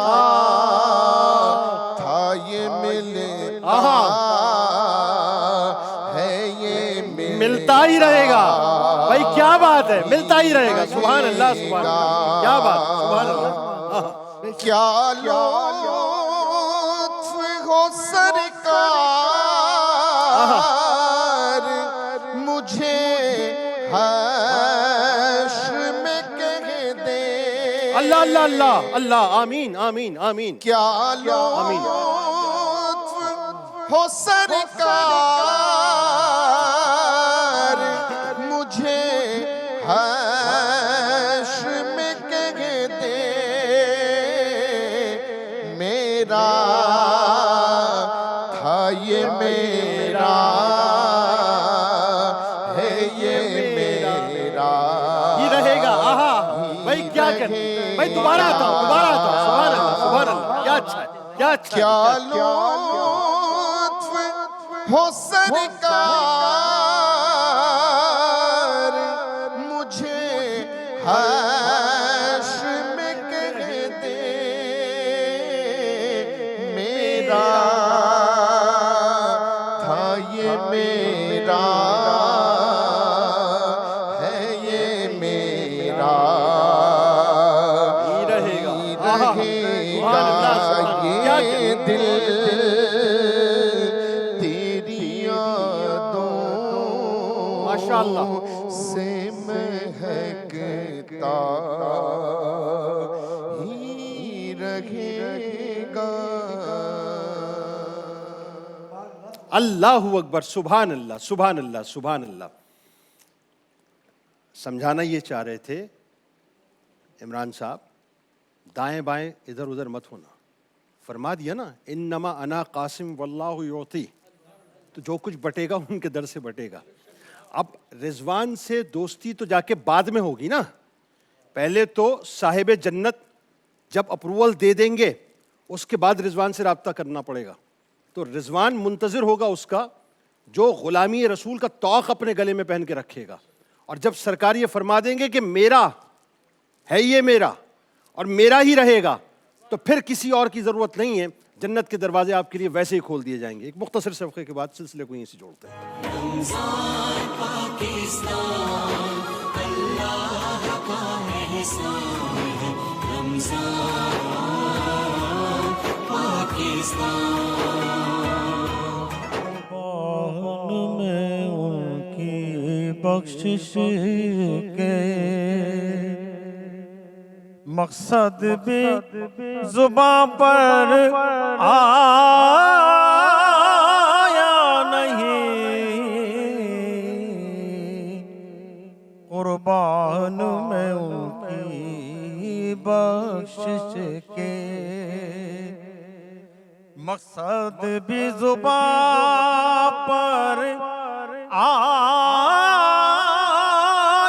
نہیں. بن مانگے دیا اور اتنا دیا، بن مانگے دیا اور اتنا دیا کہ دامن میں ہمارے سمایا نہیں. قربان میں ان کی بخشش کے دل بھر گیا منگتوں کا، لیکن اللہ دینے سے تیری نیت نہ بھری. اللہ اللہ اللہ، کیا کہنے. سبحان اللہ سبحان اللہ. دل بھر گیا منگتوں کا، لیکن دینے سے تیری نیت نہ بھری. اور جو آیا اسے بھر بھر کے دیا، محروم کوئی لوٹایا نہیں. سبحان اللہ سبحان اللہ سبحان اللہ سبحان اللہ. قربان میں ان کی بخشش کے اور ایمان ملا ان کے صدقے قرآن ملا، ان کے صدقے ایمان ملا،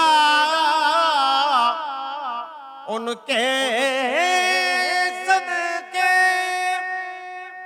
قرآن ملا، ان کے صدقے اور رحمان ملا، ان کے صدقے وہ کیا ہے جو ہم نے پایا نہیں، قربان میں ان کی بخشش کے، اس محسن اعظم کے یوں تو خالد پہ بہت سے احسان ہے، اس محسن اعظم کے یوں تو خالد پہ بہت سے احسان ہے، اس کو بھی گلے سے لگایا ہے، جسے اپنا کسی نے بنایا نہیں، اس کو بھی گلے سے لگایا ہے، ماشاءاللہ، جسے اپنا کسی نے بنایا نہیں،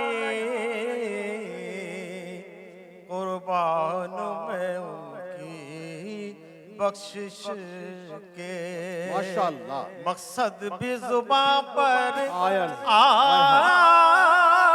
نہیں، بن مانگ دیا اور اتنا دیا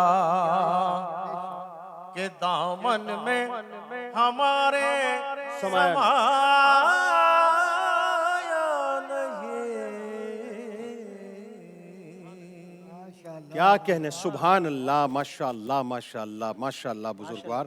سیگمنٹ ہے انداز بیاں اور اسپانسرز ہیں مزیدار حلیم، حمزہ کلیکشن، نیلسن پینٹس، مرحبا گل بہار، جن کی طرف سے ایک بائک ناظرین دی جا رہی ہے کہ 30 ڈیز میں جو ونرز ہیں ان کا نام قرآن اندازی کے لیے ظاہر شامل کیا جائے گا، اور کوئی ایک خوش نصیب ہوگا جن کو مرحبا گل بہار کی بائک جائے گی، اور رائزن بھی ہمارے ساتھ اسپانسرز میں ہیں۔ آج کا موضوع ہے زمین و زمان تمہارے لیے، مکین و مکان تمہارے لیے، اور 2 کنٹیسٹنٹ آج ہمارے ساتھ ہیں۔ پہلی کنٹیسٹنٹ ہیں ستائش فاطمہ اور دوسری کنٹیسٹنٹ ہیں فصیح حیدر۔ اب دیکھیں صاحب کہ ستائش کی ستائش ہوتی ہے یا فصیح اپنی فصیح بیانی کی وجہ سے جو ہے وہ جیت پاتے ہیں۔ تو آئیے جی ستائش روسٹرم پہ آئیے، دیکھتے ہیں کہ کیا معاملہ ہوتا ہے، اور آپ کا وقت شروع ہوتا ہے، 3 منٹ آپ کے پاس ہوں گے، 2.5 منٹ میں بز ہوگا، اور آپ کا وقت شروع ہوتا ہے اب۔ بسم اللہ الرحمن الرحیم۔ آج ہم جس ذات گرامی کا ذکر کر رہے ہیں وہ محبوب خدا ہیں، سرور کائنات، فخر موجودات، دانائے سبل، مولائے کل، اشرف و اولین و آخرین، جانے یسرب و بطھا، حضرت محمد مصطفیٰ صلی اللہ علیہ وآلہ وسلم کی ہی وہ ذات ہے جو وجہ تخلیق کائنات ہے۔ خدا نے اپنے محبوب کے لیے زمین کا فرش بچھایا، آسمان کا شامیانہ لگایا، چاند اور سورج کی قندیلیں روشن کی، اور اسی لیے کہا گیا کہ زمین و زمان تمہارے لیے، مکین و مکان تمہارے لیے۔ وہ ہستی جس کے نام سے ہمارے دلوں میں اجالا ہوتا ہے، وہ ہستی جو نبیوں کے سردار ہیں، جن کے سر پر شفاعت کا تاج ہے، جس نے خدا کا پیغام پوری دنیا میں پہنچایا، جس نے انسانیت کو اس کی معراج پر پہنچایا، جن کے لیے خدا کا عجب انتظام ہے، جن کے لیے خدا کا عجب انتظام ہے، سایہ زمین سے مس نہ ہو یہ اہتمام ہے۔ سرجاری وقار انسانیت کے کام آنے والا ان کے علاوہ تھا کون؟ اتنے پتھر کون کھا سکتا تھا؟ اتنی سختیاں کون برداشت کر سکتا تھا جتنی آپ صلی اللہ علیہ وسلم نے سہیں؟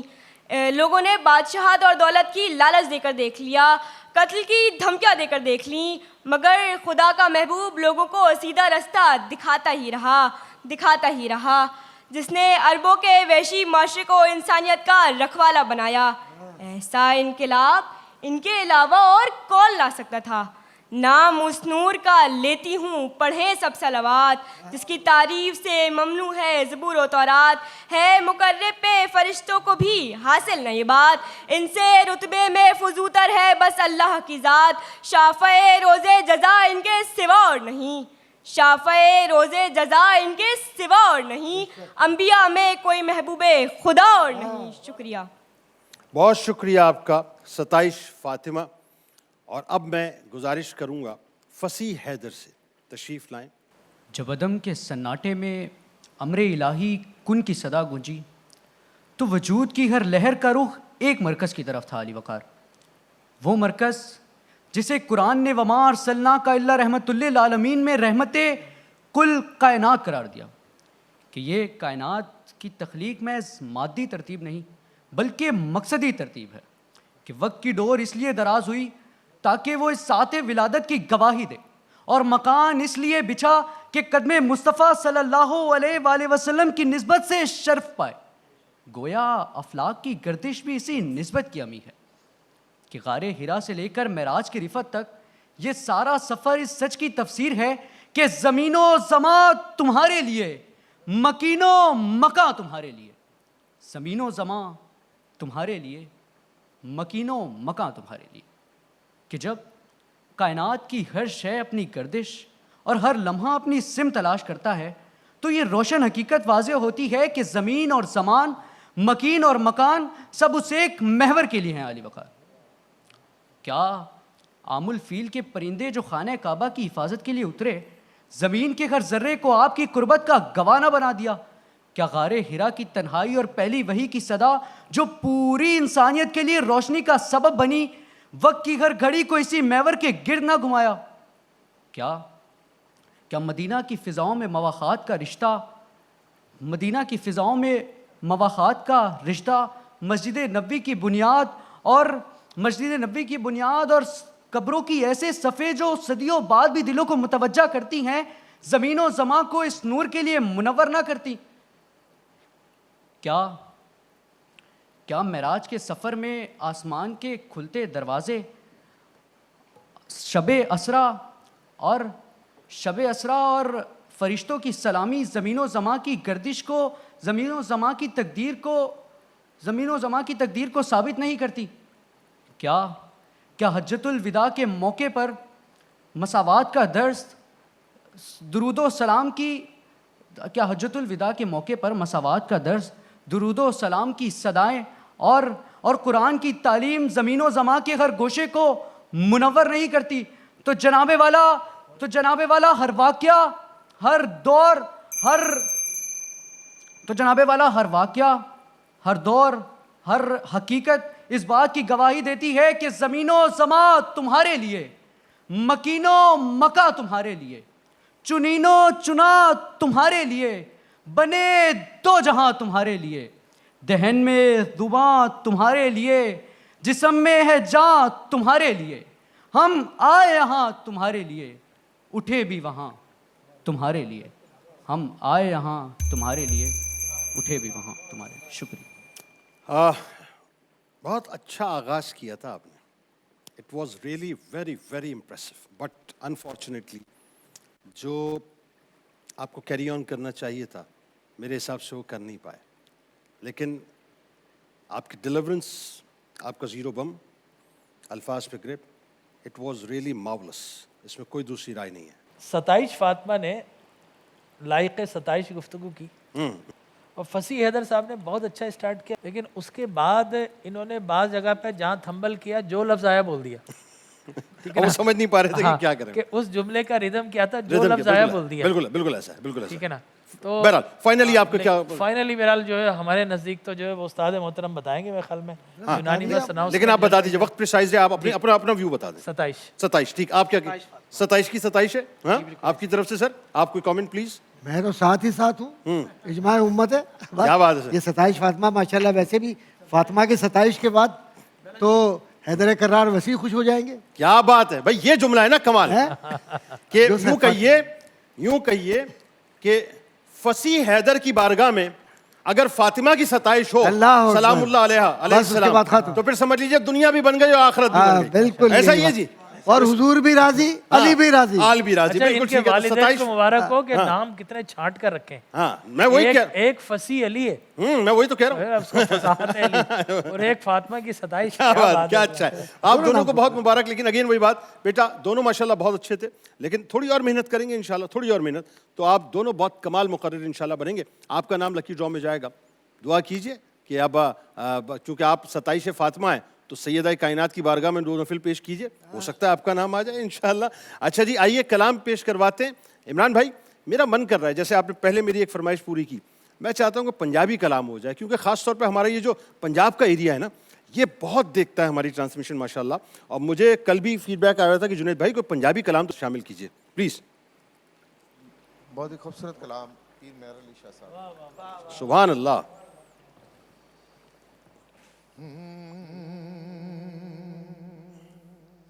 حج سکھ مترا دی ودیری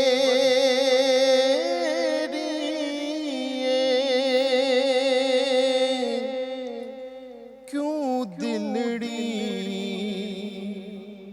اداس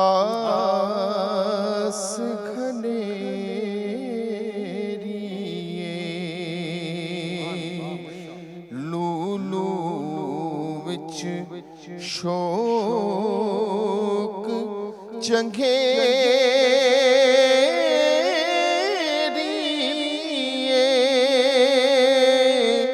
اج نینا نلایا کیوں جھڑیاں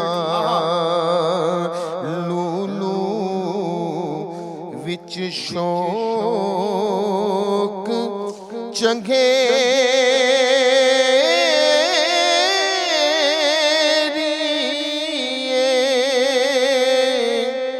اج نینا نلایا کیوں جھڑیاں مکھ چند بدر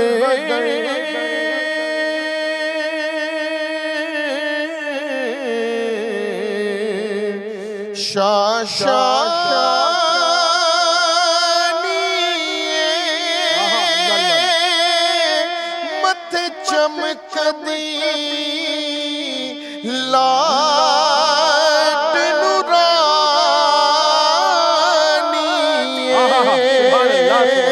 کالی زلف تے اکھ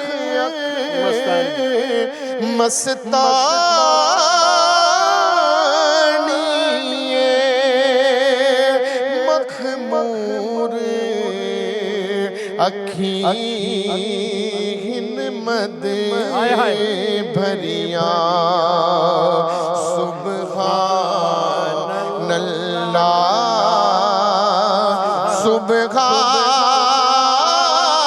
سبحان اللہ سبحان اللہ سبحان اللہ ایس صورت نو میں جانا کھا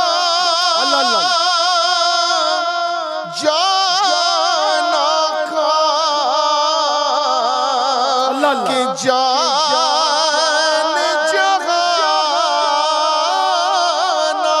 کھا ایس صورت نو اللہ میں جانا کھا جانا کھا کہ جان جہانا کھا سچ آقا کے رب دی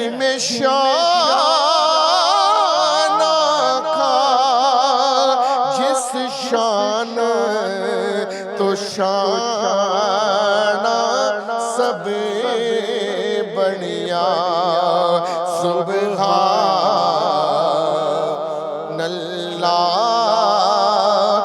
سبحان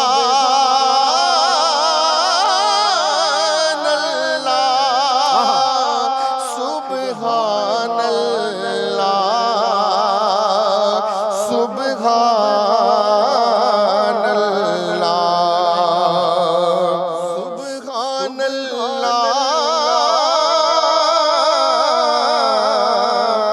ما عجیب لکا ما حسن کا ما قیم لکا کتھے مہر علی کتھے تیری ثنا گستاخ اکھیاں کتھے جالڑیاں سبحان اللہ سبحان اللہ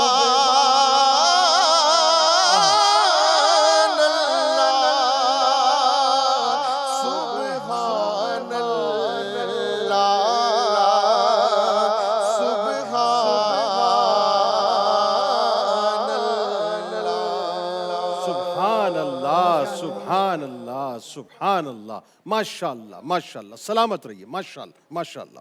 ایک مختصر سا وقفہ ہے ناظرین, لوٹ کے انشاءاللہ قصص القرآن کے ساتھ آئیں گے.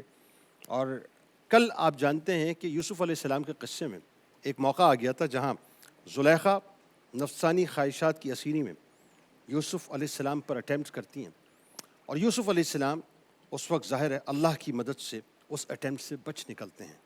لیکن ایک معاملہ ہوا تھا, یوسف علیہ السلام نے ایک کلیم کیا تھا, آپ کو یاد ہے نا, 4 مہینے کے بچے کے حوالے سے جو ماموں کا بیٹا, اس سے پوچھ لو. ایک جملہ کہنا چاہتا ہوں, تفصیل پھر اس کے آگے بیان کروں گا, کہ یوسف علیہ السلام کی بات آئی تو اللہ تعالیٰ نے 4 مہینے کے بچے سے گواہی دلوائی. لیکن جب امت کی ماں کی بات آئی, حضرت عائشہ صدیقہ سلام اللہ علیہا کی, تو اللہ تعالیٰ نے خود سورہ نور کی آیات اتار دیں کہ اس وقت نہیں, اب رہتی دنیا تک میرے حبیب کی حبیبہ کا ذکر اسی انداز سے ہوتا رہے گا کہ ان کی پاکی بیان ہوتی رہے گی. ایک مختصر صفحے کا رمضان پاکستان اللہ کا احسان ہے. رمضان پاکستان. جناب ایک بار پھر میں آپ کو خوش آمدید کہتا ہوں. رمضان پاکستان کی خصوصی نشریات ہے, سحری کا موقع ہے, 23ویں شب, دوسری تاکرات, ممکنہ شب قدر. ناظرین 1447 ہجری سن 2026 میں میں پی ٹی وی ہوم کے ذریعے سے آپ سے مخاطب ہوں. بس دعا کیجیے اللہ تعالیٰ ہماری عبادتوں کو قبول فرمائے, اور ورد زبان رکھیے لا الہ الا اللہ محمد رسول اللہ صلی اللہ علیہ وآلہ وسلم استغفر اللہ. آج قصص القرآن میں ناظرین یوسف علیہ السلام ہی کا قصہ ہے, اور آپ جانتے ہیں کل بات کہاں رکی تھی. بات وہاں رکی تھی کہ عزیز مصر جو ہے اس نے ایک بات کہی تھی, اور وہ بات اس وجہ سے کہی تھی کہ یوسف علیہ السلام نے ایک کلیم کیا تھا. کلیم کیا تھا پہلے یہ سن لیجئے کہ زلیخا جو ہے وہ اپنی نفسانی خواہشات کے اسیر ہو کے یوسف علیہ السلام پہ اٹیمپٹ کرتی ہے. یوسف علیہ السلام ظاہر اللہ کی مدد سے اپنی عزت کو محفوظ رکھتے ہیں. دروازہ کھلتا ہے, سامنے عزیز مصر موجود ہے, اور عزیز مصر کہتا ہے جب یوسف علیہ السلام نے یہ کلیم کیا کہ یہاں پر جھولے میں زلیخا کے ماموں کا ایک لڑکا ہے جو 4 مہینے کا ہے, اس سے پوچھ لو یہ میرے بارے میں گواہی دے گا. عزیز مصر نے کہا کہ 4 مہینے کا بچہ کیسے بولے, اور اس کے کیا جانے اس بارے میں. یوسف علیہ السلام نے فرمایا کہ اللہ تعالیٰ اسے بولنے کی طاقت دینے اور اس سے میری بے گناہی کی شہادت دلوانے پر قادر ہے. عزیز مصر نے اس بچے سے پوچھا تو اللہ تعالیٰ کی قدرت سے وہ بچہ بولنے لگا, اور کہا کہ اگر یوسف علیہ السلام کا کرتا آگے سے پھٹا ہوا ہے, آگے سے اگر پھٹا ہوا ہے تو یہ عورت سچی ہے اور یوسف علیہ السلام معاذ اللہ سچے نہیں. اگر ان کا کرتا پیچھے سے چاک ہوا ہے تو عورت جھوٹی ہے اور یوسف علیہ السلام سچے ہیں. جب قمیص کا ناظرین معائنہ کیا گیا تو قمیص پیچھے سے پھٹی ہوئی تھی, جس سے حضرت یوسف علیہ السلام کی پاک دامنی اور زلیخا کی خیانت واضح ہو گئی. زلیخا کی خیانت ناظرین اور یوسف علیہ السلام کی برات ثابت ہونے کے بعد عزیز مصر نے آپ علیہ السلام کی طرف متوجہ ہو کر اس طرح معذرت کی کہ اے یوسف علیہ السلام آپ اس بات سے درگزر کیجئے اور اس پر غمزدہ نہ ہو، آپ یقیناً پاک دامن ہیں۔ یہاں ایک جملہ ناظرین ضروری ہے اور میں دینا چاہتا ہوں۔ دیکھیے یوسف علیہ السلام کی جب پاک دامنی کی بات آئی تو اللہ تبارک و تعالیٰ نے 4 مہینے کے بچے سے ان کی پاک دامنی کی گواہی دلوائی، لیکن جب محبوب خدا صلی اللہ علیہ وآلہ وسلم کی محبوب زوجہ یعنی صدیقہ بنت صدیق کی بات آئی ناظرین، تو عالم کیا تھا؟ عالم یہ تھا کہ اللہ تبارک و تعالیٰ نے خود ان کی پاکی کی گواہی دی، اور قرآن کی آیات یعنی سورہ نور کی صورت میں رہتی دنیا تک آپ کی پاکی جگمگاتی رہے گی۔ ناظرین اس کلام سے عزیز مصر کا یہ مقصد تھا جو کلام اس نے کیا کہ اس کا کسی سے ذکر نہ کرنا تاکہ عوام میں یہ مشہور نہ ہو جائے۔ پھر عزیز مصر زلیخا کی طرف متوجہ ہو کر کہنے لگا کہ اے عورت، تو اللہ تعالیٰ سے اپنے اس گناہ کی معافی مانگ کہ تو نے یوسف علیہ السلام پر تہمت لگائی، حالانکہ وہ اس سے بری ہے۔ بے شک تو ہی خطا کار ہے کیونکہ تو نے اپنے شوہر کے ساتھ خیانت کا ارادہ کیا۔ عزیز مصر نے اگرچہ اس واقعے کو بہت دبایا ناظرین، لیکن یہ خبر چھپ نہ سکی اور اس کا چرچا پورے شہر میں ہو گیا۔ شہر میں جو شرفا تھے اور شرفا مصر کی جو عورتیں تھیں، زلیخا اور حضرت یوسف علیہ السلام کے بارے میں باقاعدہ باتیں بنانے لگے۔ جب زلیخا نے سنا کہ مصر کے اعلیٰ طبقے جو ایلیٹ کلاس یعنی یوں کہیے کہ جو سپر ایلیٹ کلاس تھی، اس طبقے سے تعلق رکھنے والی خواتین حضرت یوسف علیہ السلام کی محبت پر اس سے ملامت کر رہی ہیں، تو اس نے سوچا کہ اپنی محبت سے مجبور ہونے کا سبب ان کو اچھی طرح سے ذرا عملاً سمجھا دے۔ چنانچہ اس نے اس کے لیے کیا یہ کہ ایک دعوت کا باقاعدہ ایک پورا دعوت کا اہتمام کیا، اور اس میں جو جتنی بھی اعلیٰ طبقے کی جو 40 خواتین تھیں ان کو باقاعدہ مدعو کیا، اور وہ سب عورتیں تھیں جنہوں نے زلیخا پر ملامت کی تھی۔ یعنی اب آپ سوچ لیجئے کہ مصر کی جو سپر ایلیٹ تھی وہ اس وقت اس دعوت کے اندر موجود تھی۔ زلیخا نے ناظرین ان عورتوں کو بہت عزت و احترام کے ساتھ مہمان بنایا اور ان کے لیے انتہائی پرتکلف نشستوں کا اہتمام کیا، جس پر وہ آرام سے تکیے لگا کر بیٹھ گئی تھی۔ دسترخوان بچھائے گئے اور دسترخوان میں جو طرح طرح کے کھانے رکھے گئے، طرح طرح کے میوے رکھے گئے، یعنی انتہائی پروٹوکول کے ساتھ انتہائی VIP انتظام کیا گیا۔ پھر زلیخا نے ان سب کو ایک ایک چھری دی تاکہ وہ اس سے کھانے کے لیے پھل کاٹیں اور میوے تراش لیں۔ اس کے بعد ناظرین زلیخا نے حضرت یوسف علیہ السلام کو عمدہ لباس پہننے کے لیے دیے اور کہا کہ ان عورتوں کے سامنے تشریف لائیں۔ پہلے تو حضرت یوسف علیہ السلام نے اس سے انکار کیا، لیکن جب اصرار کیا گیا اور تاکید کی گئی، یعنی بہت زیادہ اس نے فورس کیا، تو زلیخا کی مخالفت کے اندیشے میں آپ کو ظاہر سامنے آنا ہی پڑا۔ جب اللہ تعالیٰ نے پیغمبر حضرت یوسف علیہ السلام کو جو ہے یہ سمجھ لیجئے کہ اس موقع پہ خاص انٹیوشن دی کہ ان کو یقیناً یہاں پہ جانا چاہیے۔ بہرحال اب قصہ یہ ہوا ناظرین کہ جب اللہ تعالیٰ کے پیغمبر حضرت یوسف علیہ السلام تشریف لاتے ہیں تو ان کے چہرے سے آثار نبوت عیاں تھے، ظاہر عیاں ہونے تھے، شرافت تھی، ایمانداری تھی، اس کی ایک مجسم تصویر آپ بن کر تشریف لائے تھے۔ جب سب کے سامنے آپ تشریف لائے تو ان دیکھنے والوں کے کیا تاثرات تھے۔ جب حضرت یوسف علیہ السلام زلیخا کی فرمائش پر تشریف لاتے ہیں تو مصر کی حسین عورتوں نے حضرت یوسف علیہ السلام کو دیکھا تو ان کی تعریف اور توصیف کیے بغیر نہ رہ سکیں، کیونکہ انہوں نے اس عالم افروز جمال کے ساتھ خاندان نبوت کے انوار، عاجزی و انکساری کے آثار، شاہانہ ہیبت و اقتدار، یعنی جتنا بھی یوں کہیے کہ جتنے بھی دنیا کی جو مطلب رغبت ہے اس سے مکمل طور پہ دوری، اور حسین و جمیل عورتوں سے بے نیازی کی شان دیکھی تو انتہائی تعجب کے اندر ڈوب گئی، اور آپ کی عظمت و ہیبت ان کے دلوں میں بھر گئی، اور حسن و جمال نے ایسا وارفتہ کیا ان کو، ایسی وارفتگی ان میں پیدا ہوئی کہ وہ عورتیں خود ہی بھلا بیٹھیں اور حضرت یوسف علیہ السلام کے سامنے ان کے حسن کے اندر مکمل طور پہ میں ہو کر جب وہ پھل کاٹنے لگیں تو بے خودی کے عالم میں اپنے ہاتھوں پر چھریاں چلا بیٹھی اور پکار اٹھی کہ سبحان اللہ، وہ نا کہ حسن یوسف پہ کٹی مصر میں انگشت زنا، سر کٹاتے ہیں تیرے نام پہ مردان عرب۔ ناظرین یہ کوئی ظاہر وہ کہہ اٹھی کہ یہ کوئی انسان نہیں ہے بلکہ عظمت والا اور عزت والا فرشتہ ہے، ایسا حسن و جمال انسانوں نے کبھی دیکھا ہی نہیں ہے، اور اس کے ساتھ نفس کی یہ طہارت کہ مصر کے اعلیٰ خاندانوں، جیسے میں نے آپ کو کہا کہ سپر ایلیٹ خاندانوں کی حسین و جمیل خوبصورت ترین عورتیں طرح طرح کے نفیس لباس پہنے سامنے بیٹھی تھیں، زیوروں سے آراستہ اور پیراستہ تھیں، لیکن اس کے باوجود آپ کی شان بے نیازی تھی کہ آپ قطعاً ان کی طرف التفات بھی نہیں کرتے تھے اور نظر اٹھاتے بھی نہیں تھے، بلکہ نظر جھکا کر آپ وہاں سے گزر رہے تھے۔ ناظرین کرام، حضرت یوسف علیہ السلام کو اللہ تبارک و تعالیٰ نے جو مقام اور مرتبہ دیا ہے وہ یقیناً کسی تعارف کا محتاج نہیں ہے۔ اب اس کے بعد کیا ہوا، یہ ایک اور منظرنامہ ہے، اس کو ذرا سنیے۔ اس کے بعد جب حضرت یوسف علیہ السلام کی قید کی سزا متعین کی گئی اور آپ علیہ السلام کو قید خانے میں بھیج دیا گیا تو ان کے ساتھ 2 نوجوان بھی قید میں باقاعدہ ڈال دیے گئے۔ ان میں سے ایک مصر کا شاہ اعظم ولید بن نزدان کے باورچی خانے کا انچارج تھا اور دوسرا اس کا ساقی تھا، یعنی اس کو شراب پیش کیا کرتا تھا۔ ان دونوں پر ناظرین یہ الزام تھا کہ انہوں نے بادشاہ کو زہر دینا چاہا اور اس جرم میں دونوں ہی قید کر دیے گئے تھے۔ قید خانے میں حضرت یوسف علیہ السلام نے اپنے علم کا اظہار شروع کر دیا اور فرمایا کہ میں خوابوں کی تعبیر کا علم رکھتا ہوں۔ ایک دن بادشاہ کے ساقی نے کہا کہ میں نے خواب دیکھا ہے کہ میں ایک باغ میں ہوں اور وہاں ایک انگور کی بیل میں 3 خوشے لگے ہوئے ہیں، بادشاہ کا کاسا میرے ہاتھ میں ہے اور میں نے ان انگوروں کا رس نچوڑ کر بادشاہ کو پلایا اور اس نے پی لیا۔ کچن کا انچارج بولا کہ میں نے خواب میں دیکھا ہے کہ بادشاہ کے کچن میں اپنے سر پر روٹیاں اٹھائے ہوئے ہوں جن میں سے پرندے باقاعدہ آ کر کھا رہے ہیں۔ اے یوسف علیہ السلام، آپ ہمیں اس کی تعبیر بتائیے۔ اس واقعے کو قرآن پاک نے سورہ یوسف کی آیت نمبر 36 میں یوں بیان کیا ہے، اور ان کے ساتھ 2 جوان بھی قید خانے میں داخل ہوئے۔ ان میں سے ایک نے کہا کہ میں نے اپنے آپ کو خواب میں دیکھا کہ میں انگور سے شراب نچوڑ رہا ہوں، اور دوسرے نے کہا کہ میں نے اپنے آپ کو خواب میں دیکھا کہ میں اپنے سر پر روٹیاں اٹھائے ہوئے ہوں، اس میں سے پرندے کھا رہے ہیں۔ اے یوسف، ہمیں اس کی تعبیر بتائیے، بے شک ہم آپ کو نیک لوگوں میں سے دیکھ رہے ہیں۔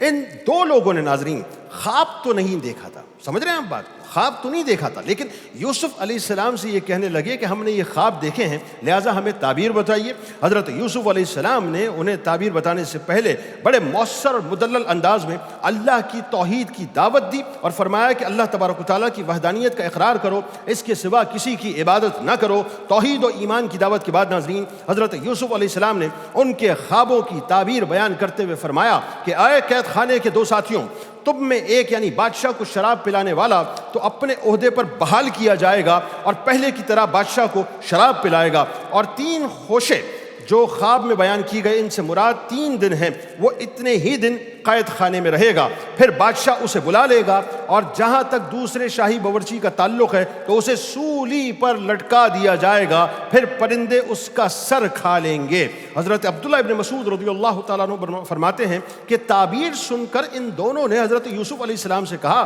کہ ہم نے تو خواب تو دیکھا ہی نہیں تھا، ہم تو ایسے ہی ہنسی مذاق کر رہے تھے، ایسے ہنسی مذاق، یعنی آپ سے جو ہے وہ کہیے کہ جھوٹ بول رہے تھے۔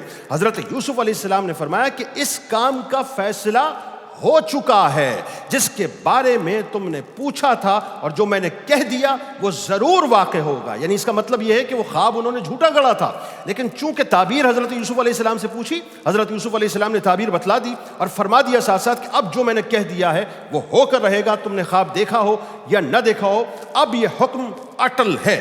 حضرت یوسف علیہ السلام نے اپنے علم سے ناظرین ساقی کے بارے میں جان لیا تھا کہ وہ بچ جائے گا، چنانچہ اس نے فرمایا کہ اپنے بادشاہ کے پاس میرا ذکر کرنا اور میرا حال بیان کرنا کہ قید خانے میں ایک مظلوم بے گناہ قیدی ہے اور اس کی قید کو 1 زمانہ گزر چکا ہے، لیکن باہر جا کر وہ شخص بھول گیا، جس کی وجہ سے یوسف علیہ السلام ناظرین کئی برس تک جیل میں رہے۔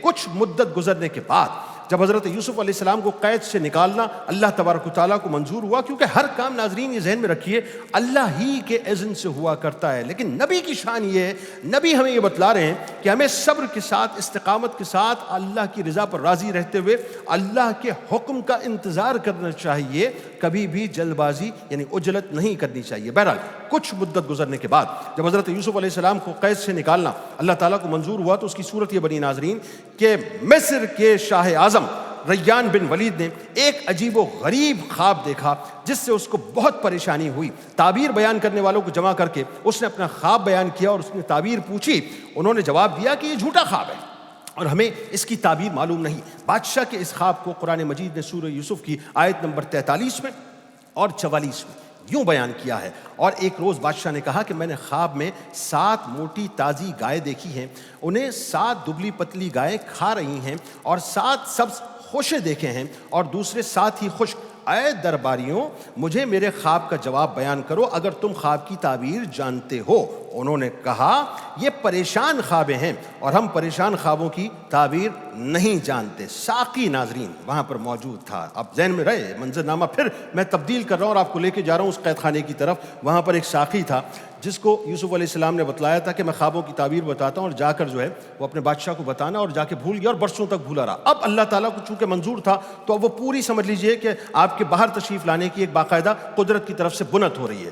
شاہی ساقی جس نے قید سے نجات پائی تھی, یوسف علیہ السلام کا پیغام اسے اچانک ایک دم اس کو ریکال ہو گیا کہ مجھے کوئی بات یوسف علیہ السلام نے کہی تھی, اپنے آقا سے میرا ذکر کرنا اور جا کر اسے بتانا. چنانچہ ناظرین ساقی نے یہ کہا کہ میں جو ہوں لیکن میں آپ کو جو ہے تعبیر بے شک بتلا دوں گا, لیکن ایک کام کیجئے کہ مجھے قید خانے میں بھیج دیجئے کیونکہ وہاں خوابوں کی تعبیر جاننے والا ایک شخص موجود ہے. ساقی کی پیشکش سن کر بادشاہ نے اسے بھیج دیا اور اس نے قید خانے میں پہنچ کر حضرت یوسف علیہ السلام کی خدمت میں بادشاہ کا خواب سنایا. اس کا خواب سن کر یوسف علیہ السلام نے جو تعبیر بتائی ناظرین وہ قرآن پاک نے بیان کی ہے, اور وہ کیا بیان کی ہے وہ انشاءاللہ میں کل بیان کروں گا اگر زندگی رہی تو. اس دعا اس امید کے ساتھ اجازت دیں کہ اللہ تعالیٰ آپ کا ہمارا حامی و ناصر رہے. انشاءاللہ بس لوٹتے ہیں اور لوٹ کر پھر آپ سے مزید گفتگو کریں گے ایک مختصر صفحے کے بعد. رمضان پاکستان اللہ کا احسان ہے, رمضان پاکستان. جناب ایک بار پھر میں آپ کو خوش آمدید کہتا ہوں. ماشاءاللہ ناظرین 23واں روزہ بھی ہم نے اختیار کر لیا.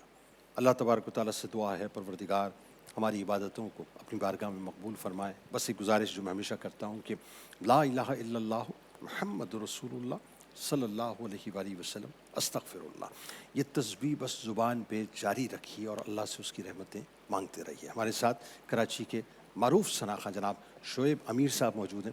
آپ کو خوش آمدید, السلام علیکم.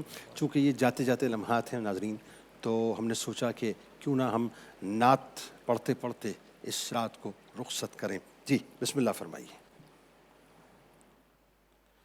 اگر کوئی اپنا بھلا چاہتا ہے, اگر کوئی اپنا بھلا چاہتا ہے, اگر کوئی اپنا بھلا چاہتا ہے, اگر کوئی اپنا بھلا چاہتا ہے, اسے چاہے جس کو خدا چاہتا ہے, اسے چاہے جس کو خدا چاہتا ہے. درود ان پہ بھیجو, سلام ان پہ بھیجو, درود ان پہ بھیجو, سلام ان پہ بھیجو, درود ان پہ بھیجو, سلام ان پہ بھیجو. یہی مومنوں سے خدا چاہتا ہے, یہی مومنوں سے خدا چاہتا ہے. فقیروں کے ملجا یہ منگتا تمہارا, فقیروں کے ملجا یہ منگتا تمہارا, فقیروں کے ملجا یہ منگتا تمہارا.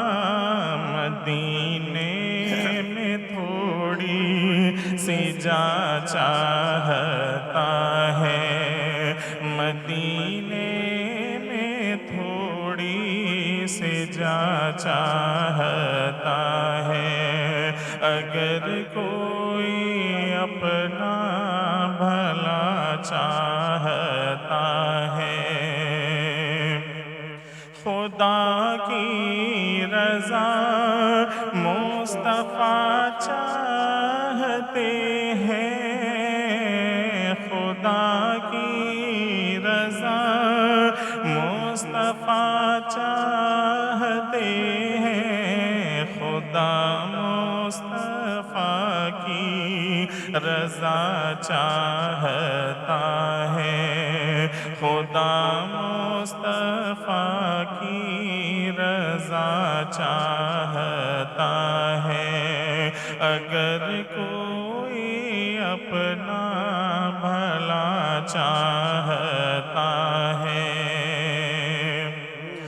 مدینے کی مٹی ہو میرا مقدر، مدینے کی مٹی ہو میرا مقدر، بس اتنا ہی خیر الورا چاہتا ہے، بس اتنا ہی خیر الورا چاہتا ہے، اگر کوئی اپنا بھلا چاہتا ہے، اسے چاہے جس کو خدا چاہتا ہے، اگر کوئی اپنا بھلا چاہتا ہے۔ ماشاء اللہ جی، ماشاء اللہ، سلامت رہیے، ماشاء اللہ، بہت شکریہ آپ کا، آپ تشریف لائے۔ ناظرین کرام، ایک منظرنامہ ہے، منظرنامہ یہ ہے کہ محشر کا میدان ہوگا اور کافروں میں سے ایک شخص کو لایا جائے گا، ایک کافر کو، اس نے زندگی میں بہت عیاشی کی ہوگی، بہت عیاشی، مطلب جیسے آج ہم مسلمان ہو کر بہت عیاشی کرتے ہیں نا، اور جنت کو فار گرانٹیڈ لیتے ہیں، ہائے دنیا آئے دنیا، ہائے دنیا آئے دنیا، ہائے دنیا آئے دنیا، ہائے مال آئے مال، ہائے مال آئے مال، بس یہ ہو رہا ہوتا ہے ہمارے یہاں۔ تو وہ کافر جو ہے بہت اس نے عیاشی کی ہوگی۔ اچھا، اللہ تبارک و تعالیٰ کے حکم سے اسے جہنم کے اندر غوطہ دیا جائے گا۔ جیسے غوطہ دیا جائے گا تو نکالنے کے بعد اس سے پوچھا جائے گا کہ کیا تو نے دنیا میں کہیں کوئی راحت وغیرہ دیکھی تھی؟ اس شدت کا عذاب ہوگا، کہے گا میں نے دنیا میں کوئی راحت نہیں دیکھی تھی۔ اس کے بعد ایک مومن کو بھی لایا جائے گا۔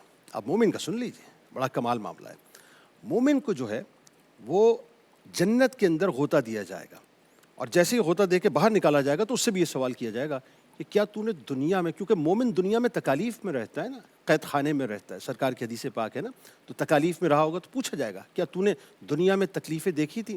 وہ انسٹنٹ کہے گا میں نے تو کوئی تکلیف دیکھی ہی نہیں تھی۔ اس کا مطلب یہ ہوا صاحب کہ دنیا میں یہ جو ہمیں تکالیف ملتی ہیں نا، ایکچولی یہ ہمیں صاف کرنے کے لیے، جو گناہوں کی جتنی بھی گرد زنگ ہمارے جسم پہ، ہمارے وجود پہ، ہماری روح پہ لگی ہوئی ہے نا، اس کو اسکریچ کرنے کے لیے، اسکریچ کروا دیجیے صاحب، اللہ کی رضا پہ راضی ہو جائیے۔ یقین مانیے دروازہ جنت کا ہمارے لیے کھلا ہے انشاءاللہ، اس میں کوئی دوسری رائے نہیں ہے، بشرط ہے کہ ہم اللہ کے دیے ہوئے ڈونٹس کو اور ڈوز کو سمجھ لیں اور ان ایس او پیز پہ چلنا شروع کر دیں جو اللہ اور اس کے رسول صلی اللہ علیہ وآلہ وسلم نے ہمیں دیے ہیں۔ یقین مانیے ناظرین، ہماری اصل ڈیسٹینیشن انشاءاللہ جنت ہی ہے، لیکن تیاری جب یہاں سے ہم دارالعمل سے کریں گے نا، پھر دارالجزا میں جا کے جب اناؤنسمنٹ ہوگی انشاءاللہ تو ہمارا نام بھی جنتیوں میں ہوگا۔ لہٰذا گھبرائیے گا مت تکالیف سے، یہ تو اللہ تعالیٰ نے ہمیں پیوریفائی کرنے کے لیے ایک میکانزم دیا ہے۔ اس بھٹی سے گزر جائیے، اللہ کی رضا میں راضی رہتے ہوئے دیکھیے جنت میں کون سا درجہ انشاءاللہ ہمارا منتظر رہے گا۔ اس دعا، اس امید، اس یقین کے ساتھ اجازت دیں، اللہ تعالیٰ آپ کا، ہمارا، ہم سب کا، پاکستان کے لیے خاص طور پہ دعا کیجیے، کیونکہ ظاہر ہے اس وقت جو صورتحال ہے ناظرین، اس میں بہت ضروری ہے کہ پاکستان کے لیے اور افواج پاکستان کے لیے دل جمعی کے ساتھ دعا کریں۔ اللہ تعالیٰ میرے پاکستان کی اور افواج پاکستان کی حفاظت فرمائے، آمین۔ اللہ حافظ۔ رمضان کی رحمت آ جائے کردار میں، بات چیت میں نرمی ہو، خوشی ملے سار میں، رمضان کی رحمت آ جائے کردار میں، رمضان پاک पाकिस्तान अल्लाह का एहसान है रमजान पाकिस्तान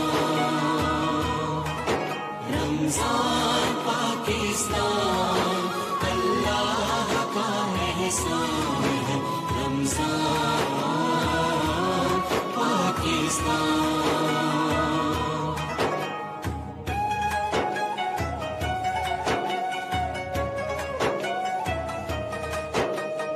गलती रुक जाए रोजे की ढाल से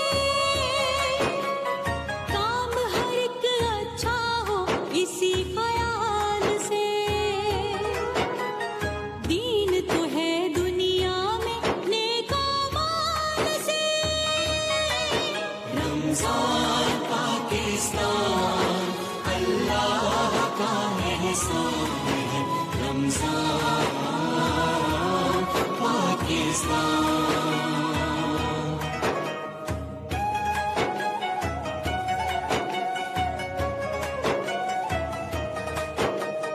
हाथ किसी का पकड़ो और इमदाद करो गम की कैद से खुशियों को आजाद करो खल्क़ खुदा को देखो अल्लाह याद